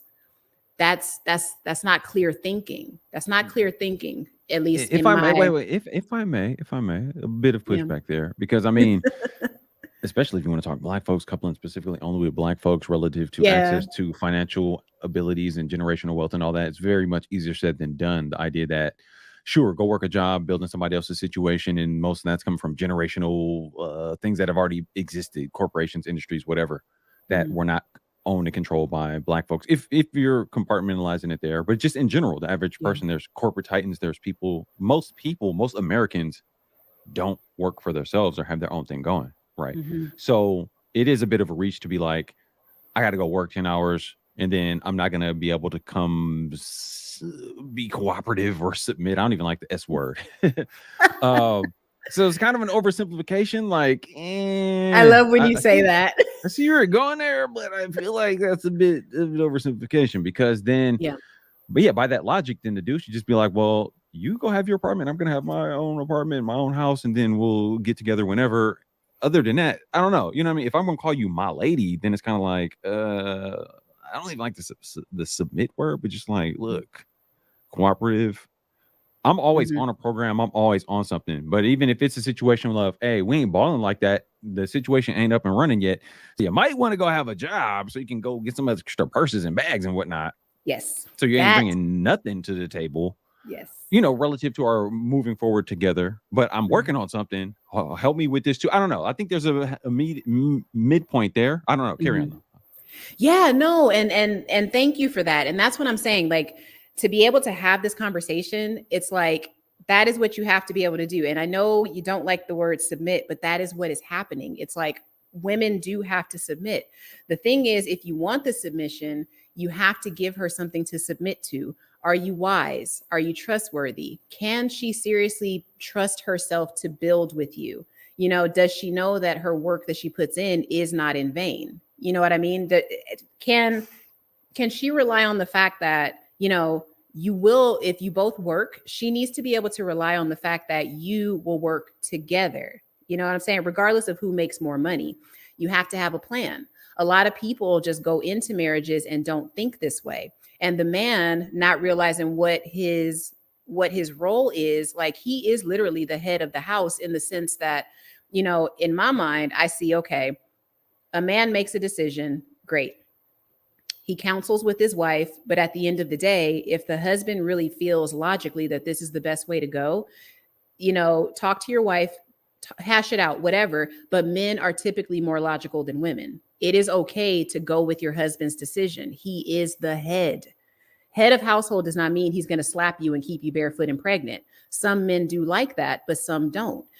When I think of submission, I literally just think I come to you and I seek counsel from you first. Before I call some man in the street, before I call my best friend, I'm counseling with my husband first because he is literally the head. He's the person that has the most logic. If you are a girl that grew up with a father, your husband is next in line, if not above, once you get married. So you literally go to your husband almost like he is your father and you seek counsel from him that way. Now, that's going to go over some people's heads because in the Black community, we have lost sight of what a father truly is, you know, and I could go into religion too. We could go there, but it's like there's a Father, a Son, Holy Spirit, whatever you believe. Everybody goes about it a different way. But even in the divine sense, right? There is still somebody above you. There's always a head. And when you get married, that's what it's about. That's what it's about. So we got to get an understanding of what head really means. It doesn't mean you are the boss of everything. You're not a tyrant. You're a leader. It's different. It's very different, you know? And I say You've all been watching that. entirely too much Black Manosphere type stuff. Like, No, no, listen. and you've been soaking it up properly, apparently, as well, because it's No, better than no. most. No, this is literally all stuff that over the last couple of years, it has dawned on me. And it's like through my spiritual journey, it has become so clear to me. And when I think about the men that I've dated in the past, the thing that I was repulsed by with them, I didn't know it in the moment because I didn't know myself. It was because of the fact that they were so lax and they never made a decision. And they always said, well, you're strong and independent, babe. You lead. Tell me where to go, baby. Really? I never, yeah, not in those words, but that's what men do. If a woman goes to a man, no, really, most of the time when a couple decides to move in together, it's the woman's idea. It's the woman's idea 90% of the time. He is following her at that point. That's a problem. Your dynamic is already off. Yes. Because men are the choosers. I don't care what the world says. Now, women, yes, we drop handkerchiefs and do all that. But girl, if he doesn't want to pick the hanky up, you didn't do the choosing, right? Like you didn't do the choosing. So my thing is this: understand men are choosers. It doesn't mean that it makes us less as women. It just means a man knows what he wants, and a man has the fortitude and the wherewithal to pursue what he wants, and he'll get it. Women don't do that. We play games. We do the mental stuff. We do the I'm not going to call you for 3 days. Ha ha ha ha. No, if a man wants you, you will have to pry that man off with some kind of weapon or something. I don't know, unless he's a independent business owner, freelancer, and who is up on a whole lot of game about jumping through hoops over chicks, and is middle-aged and got a whole lot of stuff going on. But man, stop with that middle aged. You look so good for your age. I say it jokingly. I mean, technically 40 is middle age, right? Actually, I read that they say that 35 and up is middle age. So yes, you are technically, because they say most people won't live to 100. So 50 is not middle aged. Most people think it, but it's not. So yeah, you're right. Yeah, right. So it would be like roughly, if 80 is the life expectancy, then 40 is middle age, right? I say it jokingly because I don't like growing up what I thought 40 was, and then when I get to 40, I'm like, I'm not like what I thought 40 was gonna be. But then I look around with some friends that I grew up with, and I'm like, oh, y'all look like what it kind of seems like it might be, and I get why. And I didn't make those same choices. All right, so let me clarify something here. This whole submission thing, I don't like that word, just because the kind of connotation to it. But without a doubt, I don't know if it's just me, the rebel in me. Just I'm look, everybody can get on my face. Vaginas are great. Shout out to KS, but I can take it or leave it. I've been there, done a whole lot of that. Cool. I'm on my purpose. I'm on my program. She better come add to that some kind of value to that. If you're gonna be my woman, my lady, my wife, then you get down or lay down. You on my program or not? I mean, call it what you want, submission, whatever word you want to use, but you got to get with my program, or maybe we just gonna be hooking up and whatnot. You know what I mean? Like that's just what it is. So to a certain degree, just the way I roll by default, it's like my energy is gonna dominate the situation, and you're gonna kind of have to submit to it. It's basically, look, I'm gonna keep it a buck. Ultimately, it's my way or no way. I'm gonna keep it a buck in the nicest way possible. I'm gonna be nice about it. Like, sure, we can be friends. Otherwise, like, I'm not gonna be some psycho about it, but it is my way or no way. I mean, without a doubt. So technically, a woman would have to be submitting to just how I roll. And it is rooted in like wisdom, like, hey, I care about you as a friend. I have love for you, and whatever I'm doing in life, if you're my friend, theoretically, it's because we have some kind of resonance in that similar trajectory. So at the very least, we're building on something like that. We're sharing and resonating based on that. And if there is some kind of physical attraction and whatever, then cool. It needs to start there first and foremost. Right. So, I mean, like the whole key to relationship stuff, I figured that stuff out a long time ago.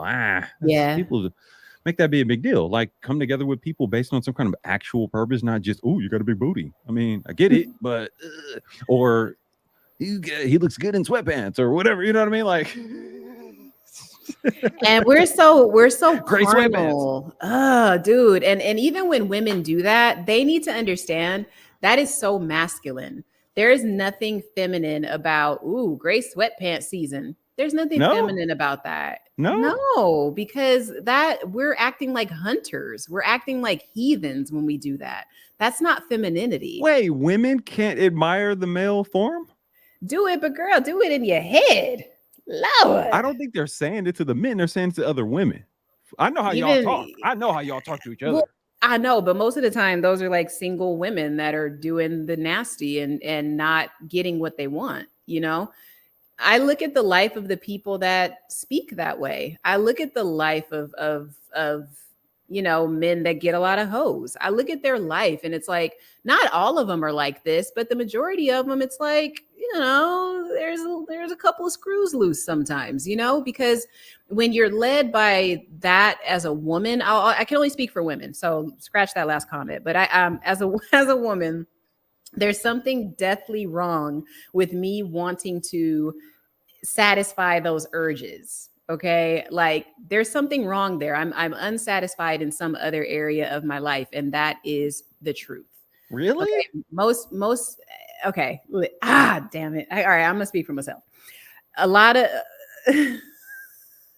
what's the benefit of being easy? Let me just ask you as a man. For a woman, what's the benefit of being easy? Because in one part of our conversation earlier, you asked the question, are you a virgin? Like, just kind of being facetious. Just saying, when you talk to women, like, hey, you're old fashioned, but are you a virgin? Have you done this? Have you done that? It's like, just the fact that you said that already lends itself to, okay, there is something that is a little off-putting about being free with your body as a woman, because you really do give away part of your spirit when you have sex with men, especially a man that you don't have any plans with. You gave him literally a part of something that the creator gave you, and he didn't really have to do anything for it. And you said it was for pleasure, but was it really? Doesn't feel good when the guy doesn't pick up the phone. You got to admit that. So, I mean, that's an interesting point you make there. No, because obviously, I mean, I think maybe it is some kind of animal instinct thing, and maybe even on some kind of higher level spiritual energy kind of thing, definitely body energy kind of situation. Like the idea that men, territorial wise, being territorial, is like, hey, if you're my lady, I don't want to know that you got smashed by a bunch of dudes, or that you're currently getting, out there like that. Yeah. Now, there is, guys, even myself, have adapted to the reality of things out there. Like any woman I meet, I automatically assume, yeah, you're probably dealing with a bunch of different dudes, just because that's just where we're at in society. Gosh, yeah. You know what I mean? Like Yeah. I'm that honest about it. Some people might say jaded, but I'm just like, nah. And this is based on discussions I've had with women in the social media age, swipe, all that. I automatically, but I'm very observant, and I'm good at kind of seeing it, observing, and even feeling it out. And it's kind of like, there's a few angles to it. So yeah, overall, no dude wants a woman that has some kind of crazy high body count. I think that's just a general kind of thing. Yeah. And then, but there is something also to be said for a woman that is okay in her sexuality. So I can't speak on it through the lens of women and how women might have to sort of overcome these challenges, so to speak, and navigate that. Because I mean, I guess women like sex too and have urges as well. But then, yeah, at the same time, you don't want to have some kind of crazy high body count scenario. But then we're in the age of be more liberal and free and equality and sure, and don't judge women and believe all women and women can do no wrong and give women all this money to do all this fake woke stuff. And you see what I mean? Like society is just so twisted and so backwards to the point where I'm glad I'm middle-aged, because it's like I ain't got time for all that, and I'm glad I got so much things going on. It's like the whole dating scene stuff, I figured it all out, but it's like at the same time kind of lost interest, whatever. Yeah, like imagine, like, because what you would be considered a millennial, or are you Gen X? Oh, I'm like late Gen X. Okay, God, you're right. I can't connect that with you. You're absolutely right. Yeah, I want to make you a millennial in my head. I want to make you an old millennial. But I'm an old millennial. 78. Wow. Okay. Well, Gen X. All right. I'm an old millennial. Okay. And I was thinking about Gen Z the other day. I was reading up on them, and they are slated to be the loneliest generation. So you're absolutely right when you say that it's harder. I think as the generations go on, it is going to be a lot harder because the online aspect of our life is propelling us forward, but is simultaneously dumbing us down and sort of de-evolutionizing us in a way, which is unfortunate, because this is such a beautiful thing. Gosh, you got to tread lightly, and you got to use it for what it's supposed to be used for. That's why I said, if you're on YouTube, be here to make money, be here to build a legacy, be here to get your message out, unless, again, like I said, I know creative types. I'm sort of creative. I got drawings. I got a guitar. Okay, I'm But creative. I put the idea of running your own business in the same category as creativity, just so you know. That's just me. But yeah, it Yeah, is. You yeah. have to be. That is so true because you do have to sit and think and find different ways to make money, Yes. Problem solving. socialize, connect, problem solve. Yes, that's a big part of what I do. Um, but yeah, it's like you gotta use these tools were created for us to master them. You know what I'm saying? Like Yes. even like if you're gonna get on Tinder, for example, respect what Tinder is. Tinder is a place you go, it's a meat market. If you want to find a husband, get off Tinder. Don't listen to your 1 in 20 friends that said that they found their husband on Tinder. Why would you do that? It's a resource that you don't need. Let it go. You know what I'm saying? Get off of it. Get out, meet people, shake hands, do what you do, and maybe you will find your mate. I don't know. But it's like YouTube. YouTube is fun. But like I said again, it's a tool to drive traffic. Yes. It's a marketing tool, you know? YouTube does not want you to know that as the average consumer, but that is how you are supposed to hop on and Wait, hold on. manage it. So sorry to interrupt, and I love what you're saying right there, but I just Yeah. want to guide the audience to just look at when Vic is looking at the camera and she does this smile thing. Look at that glowing smile situation. Watch, here goes, watch. You Look know I'm at going her. to do it. This is literally Shit. how I look when we're on the phone and I'm like, "Oh my god." I'm just saying, look at the gorgeousness. I'm like pointing that out. Like, Yeah. look at this glowing smile situation. Like, I love it. Like, this is crazy. And See, y'all, look I never had braces. at the teeth. Teeth all straight. I'm over here like my crooked teeth. But Shout you're out to Club creative. Fortune. It's fine. It's fine. You're artsy. You can have You can have creative. a certain unusual look or whatever. You can be Shout out to- cockeyed. Right. Sorry, go ahead. Shout out to Club Fortune for the $5 super chat. Vic and AM1 salute. Another great stream. AM1 is finance and life advice game is needed especially since I'm making my own life changes. Club Fortune, I super duper appreciate you as always. Like I said, once I decided to get more serious with this YouTube thing, I got to add real world value to the exact point that Vic was just making. Like, look, have some type of offer, some kind of skills resource. I talked about that a lot within Black YouTube, Black Manosphere. Some people don't like me for it. AM1, go somewhere with that because you don't want to just talk about women all day. You want to talk skills and resources. This ain't the place for that. But it's supposed to be Black folks, Black men, building Black men, kind of, but then not really. Some kind of message, but then not really. I'm like, hey, if it's going to be manosphere, we have to be men before or after, with or without a woman. Whoa. Bingo. And Yeah. it's not that in this so-called manosphere, so there really is no manosphere. It's just Black YouTube. And then even with that, if we want to talk Black YouTube, some type of community, then we need to have skills and resources as well. It's going to always default back to that.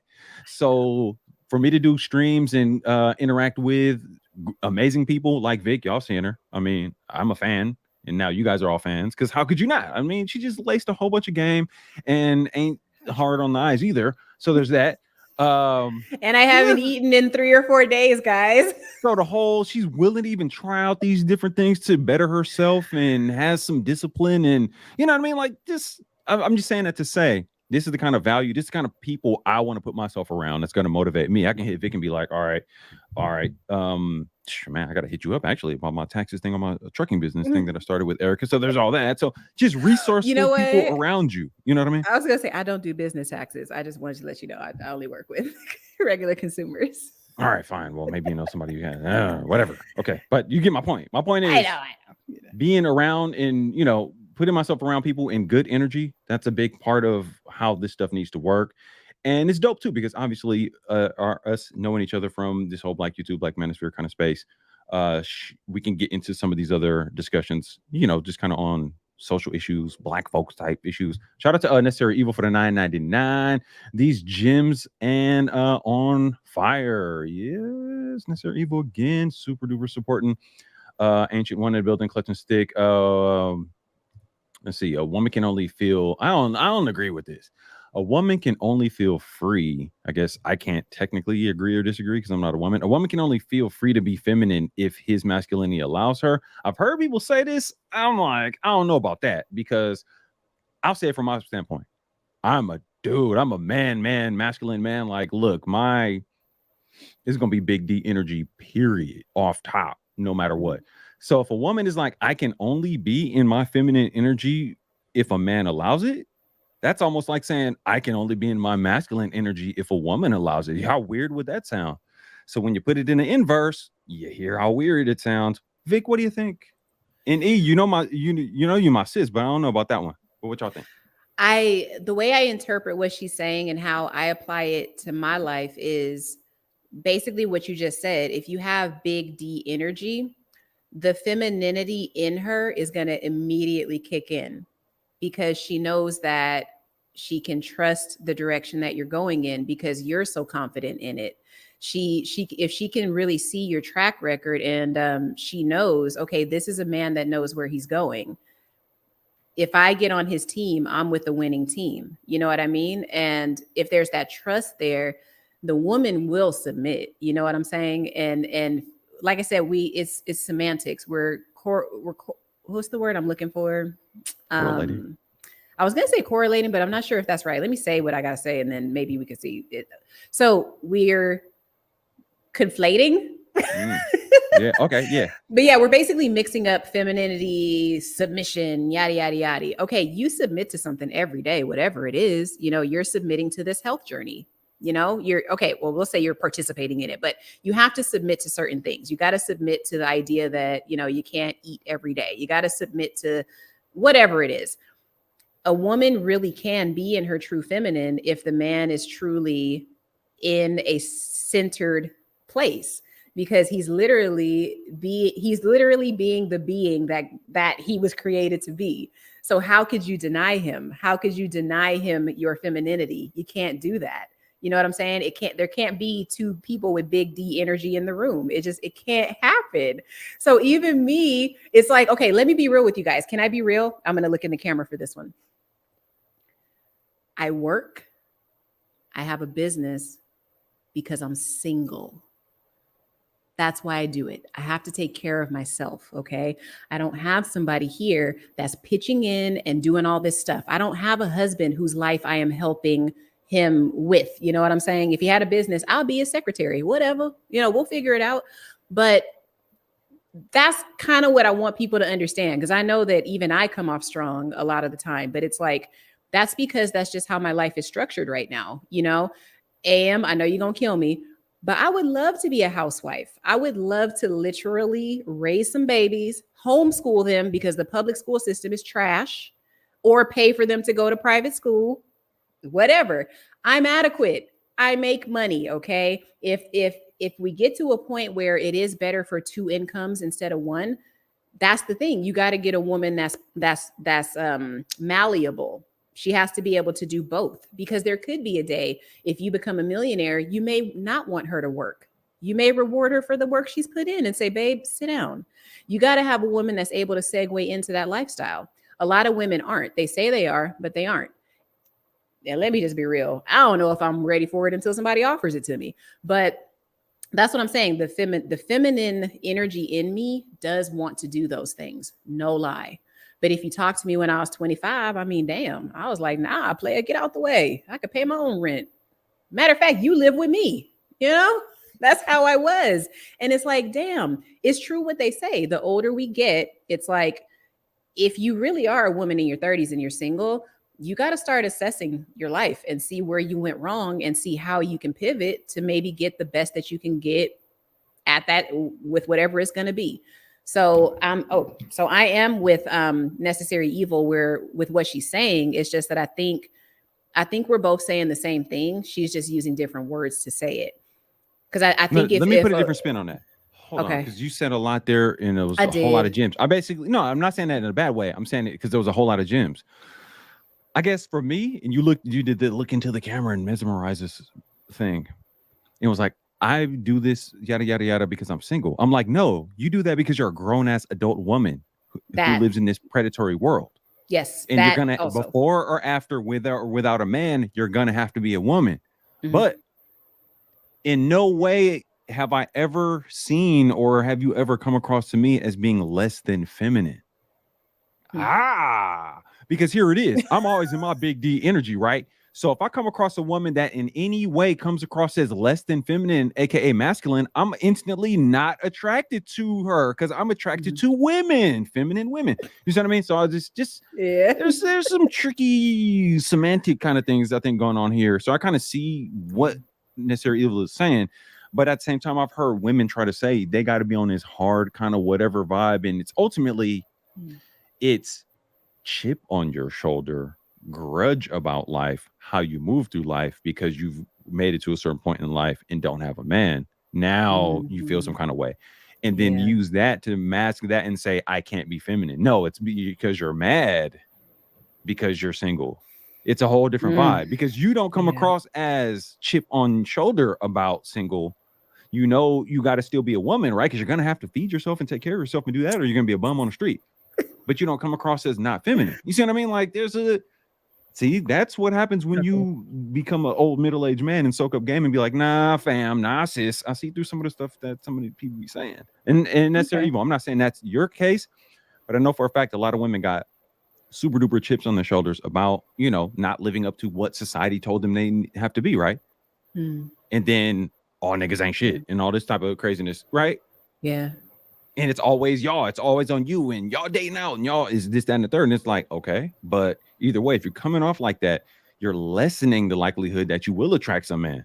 You know what I mean? Like the older you get, the more chip on your shoulder, the more it's like that snowball effect ain't working in your favor. It's only building not in your favor. And if you want to try to hide behind ideas like, well, if it isn't a masculine man, I can't be feminine. Like, well, then you're going to make it that much harder because if you're putting out anything less than feminine energy, any real dude like me is going to be like, nah, fam, you the homie. Like, sure, bruh. Like, what the fuck? Let's go get a beer, you know? Go to Wait, what? club. No, I mean, that's an interesting one right there. Yeah, I would love, I'm gonna definitely pick that apart a little bit more in my free time because I'm still learning in this whole journey too, you know, like I'm sorry, this comment right here, let's just stick malleable. Go to the mall and see how many times you see that face when you ask for a definition. Wait, because it's funny on a few different levels. First of all, the modern American intelligence vocabulary malleable, huh? What do you mean? And the second, if you knew what it meant, then it's like some women would be like, I ain't malleable. I can't be feminine unless she's masculine. Blah, blah, blah, blah. Yeah. Hold on. Now this is an interesting point right here, and I can't really be mad at this. Like Vic, you talked about the idea of, and women say, I wouldn't mind not having to work or being a stay-at-home mom, whatever. I think there's value to that. Like, that's cool because that's what's needed, but that's a certain level of wealth has to be generated to make something like that even make sense. And if you're able to rock it like that and do the family thing, whatever, great. Right. I believe in the idea of continuity of some kind of like Black community thing into the future. So yes, bringing the government into some marriage situation, no, but those people can come together and say, we're going to move forward as a unit and do this thing and commit to being the best we can be to do this. And then if we're going to bring little mini me clones into it, then we do it for them and we build real world value. And if we have a mother who wants to stay home with the children and can nurture them and put them up on game and not have them out here as some kind of socials clone zombies, I'd much rather my lady raise my kids than some school teacher. So I agree with all of those points. Now, is it easier said than done? Yes. Are we honest about how much easier said than done it is for the most part? No, because we're putting these emotions and these fairy tale romance novel stuff in the mix. Yeah. Social engineering. Okay. I can be, unicorns do exist. Good luck trying to wrangle one. That's just me though. I'm jaded. Okay, whatever. No. Okay, look. But I wanted to ask you if we could maybe pivot. I don't know, but I love this topic. Oh my gosh. No, we can because we doing this stream like this. We go into the health tip, the finance tip, but then we just kind of went into just the free for all because we know each other from this whole Black YouTube thing. So we got to throw all this stuff in there. But I like that comment from Necessary Evil right there, though. I trust my decision-making skills, resources more than if I trust my decision-making skills, resources more than his, I'm staying single. That actually makes sense. It does. It does. And a lot of women go into relationships wanting to mold their man. And here's the one mistake that a lot of us make. particularly Black women, we usually fall in love with the character of you that we've created in our head of who you're going to be. I'm not God. Yeah, and I'm not God. Like, I don't know who you're going to become. I don't know if you are the next president or Elon Musk. I don't know that. Why in my head would I create this person that I think you're going to be and decide to be with you based on that? I have to look at the man I see in front of me, and then I have to consider, okay, if he were to be this or this, would I love him the same? Now, while I don't know for sure, I do believe if I am fasting, if I am praying or meditating, whatever you guys do, if my body is working in tip-top shape, head to toe, everything is good, I do not believe I can make the wrong decision in choosing or going along with that man, because I see him for who he is, and I see him for what he may not be, and I see him for what he can become. Like I said, a lot of us focus on the thing we think he's going to be, and it's what we made up in our own head. And then we end up being upset years down the road because he never amounted to the idea that we created. You don't have the right to create who you think someone is going to be. You don't have that right. And like I said, I didn't know this until I had relationships where I realized that I was the woman that did that. I kept trying to make the man something that I saw, when I don't even know if that man is the right one for me, if he got to be that person. So you got to work with people where they are. And that's why your big D energy that you were talking about, AM, that is why it makes so much sense, because it's like, if a woman is drawn to that big D energy, you're on to something. Now, if she's drawn to the big D, that's another conversation. She has to be drawn to a little bit more than that, right? It's got to be the energy with that, because after the D and all that fades and y'all have done what you've done for the 20th time, sorry, I know how men operate. Y'all get maybe not bored, but it's familiar now. So is there something outside of you in the bedroom? Is there something outside of that? You know, if there isn't, be real about it. You know, like, that's what I'm saying. Like, we just, dude, we got to get clear. We got to get clarity. We got to get all this toxic stuff out of our body, out of our mind. I recommend everybody in the chat, if you have time today, or maybe a couple of days this week, go through all of your subscriptions on YouTube and look at what you're partaking in or subscribe to that is bullcrap, that doesn't make you feel good. Go into that and then unsubscribe. I unfollow and unsubscribe every day. No love lost. I don't care. You know, if it doesn't help, make sure you subscribe to the Credit Solutionist. That's yes. Vic right here. Building my channel, working, taking it a day at a time. The algorithm, y'all, I'm going to try to master that this year. Anyway. No, so many gems. The whole way you just sort of segued that and brought that back together. Yes.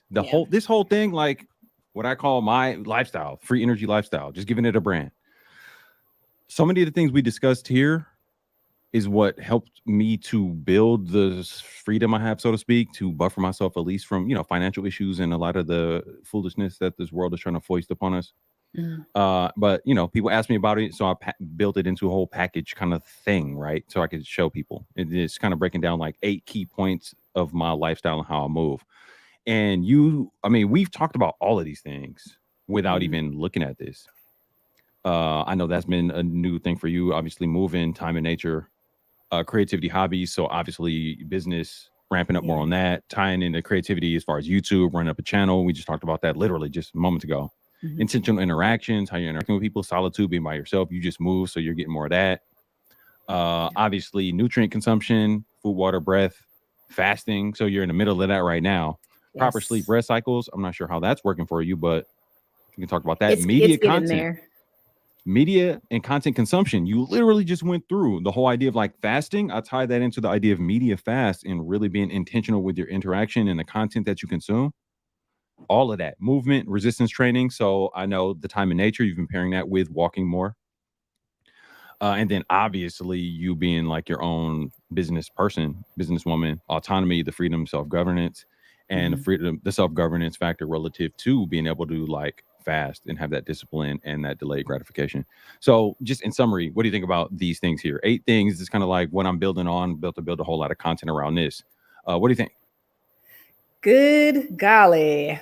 I think that you have really tapped into some fundamental truths here, things that we are, as much in our lives as we want to deny a lot of what's in that list. It's like, these are the things that are the keys to life, the keys to getting in touch with who you really are. Becoming your best self, really, you got to be rested. You got to be fasted. You got to be cleansed. You need time in nature because we literally come from nature. No matter what your belief is, whether you're scientific or on the religious side or spiritual, whatever it is, there is somewhere in your belief system that says that you are one with the earth, the dirt, the trees, the animals, all of that stuff. When you go out into nature, it's a game changer. I'm telling y'all, it's like the woods right outside my door. Trips me out every time I go out there. I'm like, how did I go from walking over homeless people in Hollywood to walking, hang on, y'all, sorry, to hanging out with the deer? How? But it's changed my perspective on so much, and it's made me so much more peaceful. Intentional interactions, absolutely. I believe we're having one tonight. I believe everybody in the chat, this is an intentional live stream, and I'm so glad that y'all are here. This is the content that you need. Like I said, get rid of the fluff. I think you're onto something, and I'm so happy that you have me here as a part of this. And I'm motivated to keep it going in my life, because the better I am, the better, the world around me is going to be, seriously. And I'm sorry, y'all, I got to toot my horn. God bless the man that gets me when I'm in my tip top shape. Let's just hope I'm not like 70 when it happens, but I ain't doubting it. Yeah. Seriously, So, like, I'm excited. Lucky young lad out here. Yeah. A middle-aged, a middle-aged strapping young lad.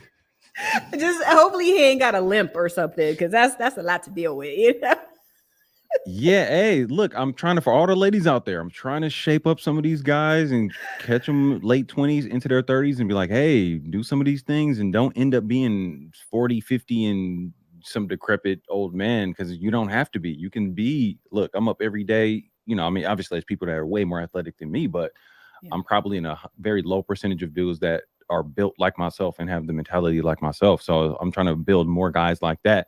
Hey, ladies, I'm trying to help y'all out. Okay.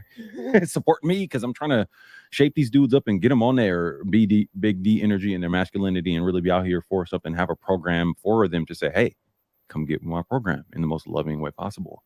Yep. But super dope convo, Vic. We could talk all day. I know you later, and we coming up on 2 hours, so I don't make it too long. Definitely got to do it again.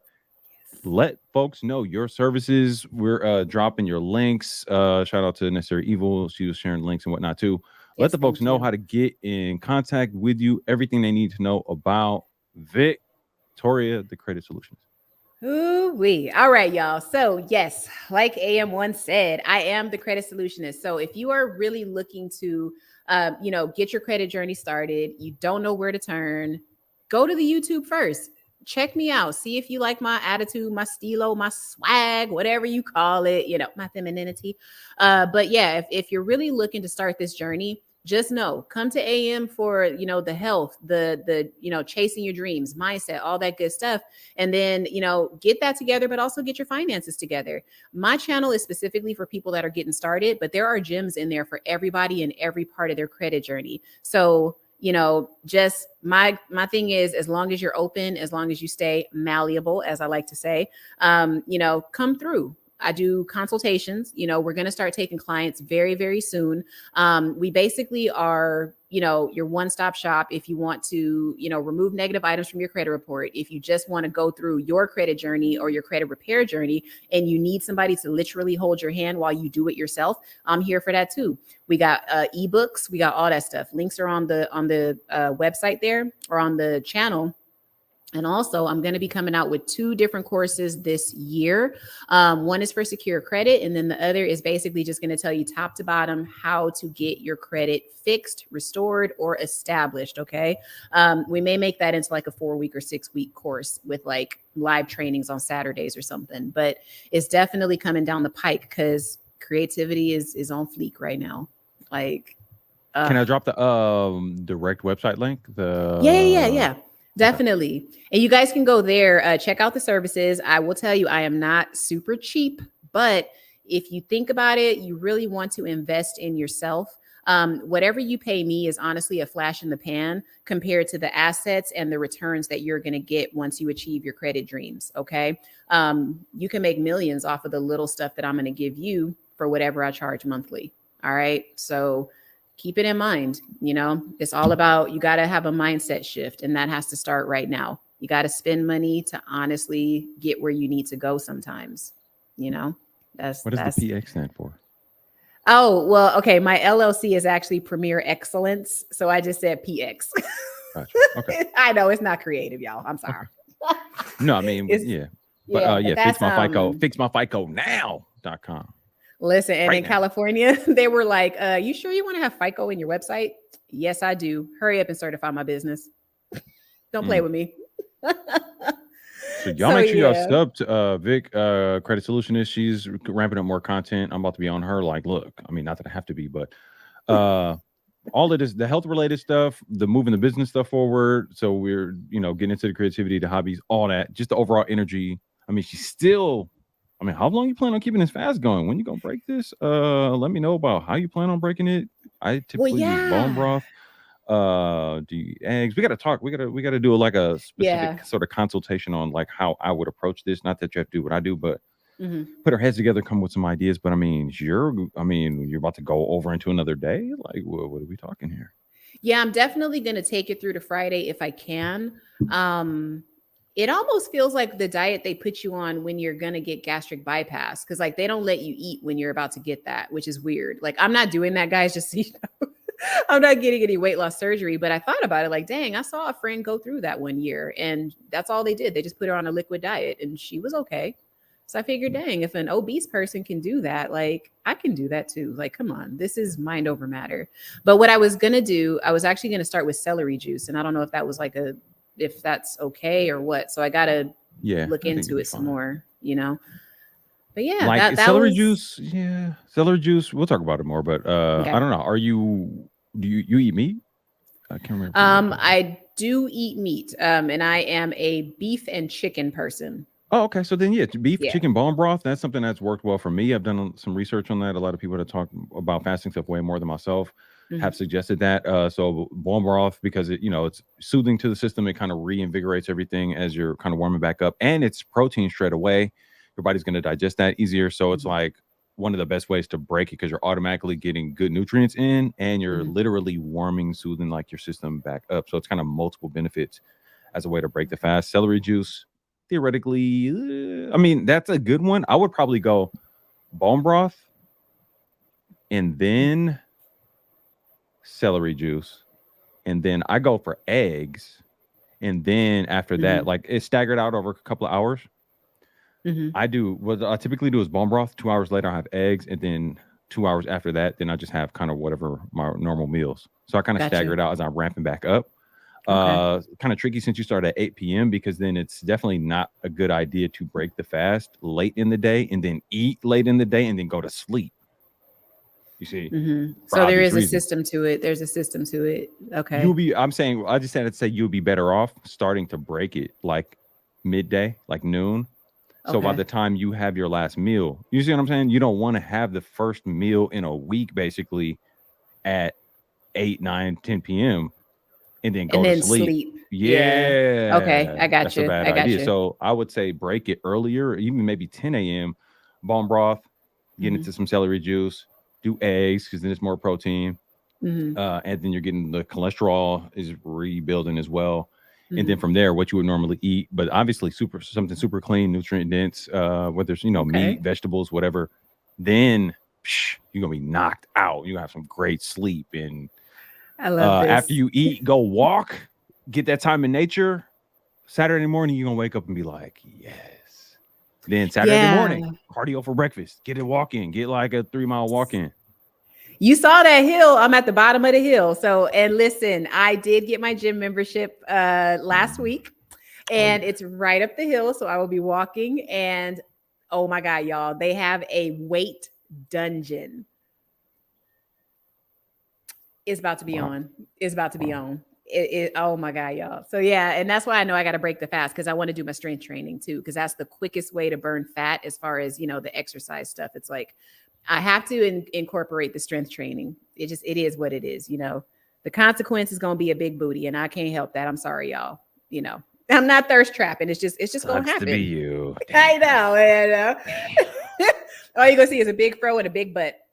I got to do what I got to do, y'all. But it's that time. It's that time. So yeah, let's talk more about that, I guess, offline, because I do want to, get back into the swing of eating. And then, like I said, once I hit the gym, I am going to be hitting the strength training, hopefully as soon as possible, because that's my jam. I love to hit weights. So, I'm ready. Oh God, it's so exciting. I love it. I'm so happy for you. Excited for you. Got to move in, kind of getting on track with the health related stuff, energy through the roof. Even just pulling off this week, discipline wise, you've been more active on YouTube, cranking away ideas. Again, super duper big thanks to you joining me over here. I think the folks in the chat enjoyed this, got a lot of value from this. Actually might take some of this and chop it up and drop it as other little clips so we can share this on across the different social media type platforms. For sure. But yeah, any other last shout outs you want to give so we can close it out and not make it too long? And I'm sorry I'm keeping you up late. Oh no, you're good. Right. Look, you already know. But no, it's gonna be my bedtime. I go to bed early all now. No more wilding.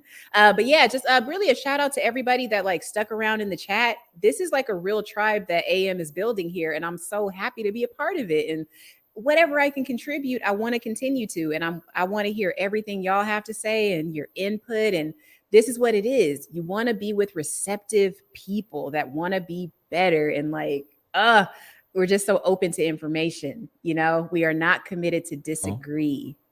Like, we're committed to learning, it's such a good thing. So yeah, thanks to everybody in the chat. What happened? Am I talking? What happened? She was like, I'm ready to go, y'all. No, I'm still here. No? Okay, now you're back. I was like, what? Damn. She was like, I'm done. I was like, yeah, and peace out. No, but that's it. Really, just thank you guys for showing up. And a couple of my buddies were in the chat, so thank you guys for showing up. If you're still here, if not, cool. Thanks so much for popping in. Like, that means a whole lot to me. And yeah, AM, again, thank you so much for like having me in here. Kind of interesting how like we cross paths, but I mean, dude, I'm glad we did. I think this is going to be a great connection just to learn, and that's what life is about. No more being stagnant. We gotta hit the ground running, y'all. So absolutely, totally agree. We will do more of this. Again, I super duper appreciate you for coming. This has been amazing. We must do it again. Again, shout out to everybody in the chat, super chats, cash apps, all that good stuff. I appreciate the support. We're gonna close it out like that. Vic, stick around for a second, and I'm gonna do this right here. Let me see. All right, that's it, y'all.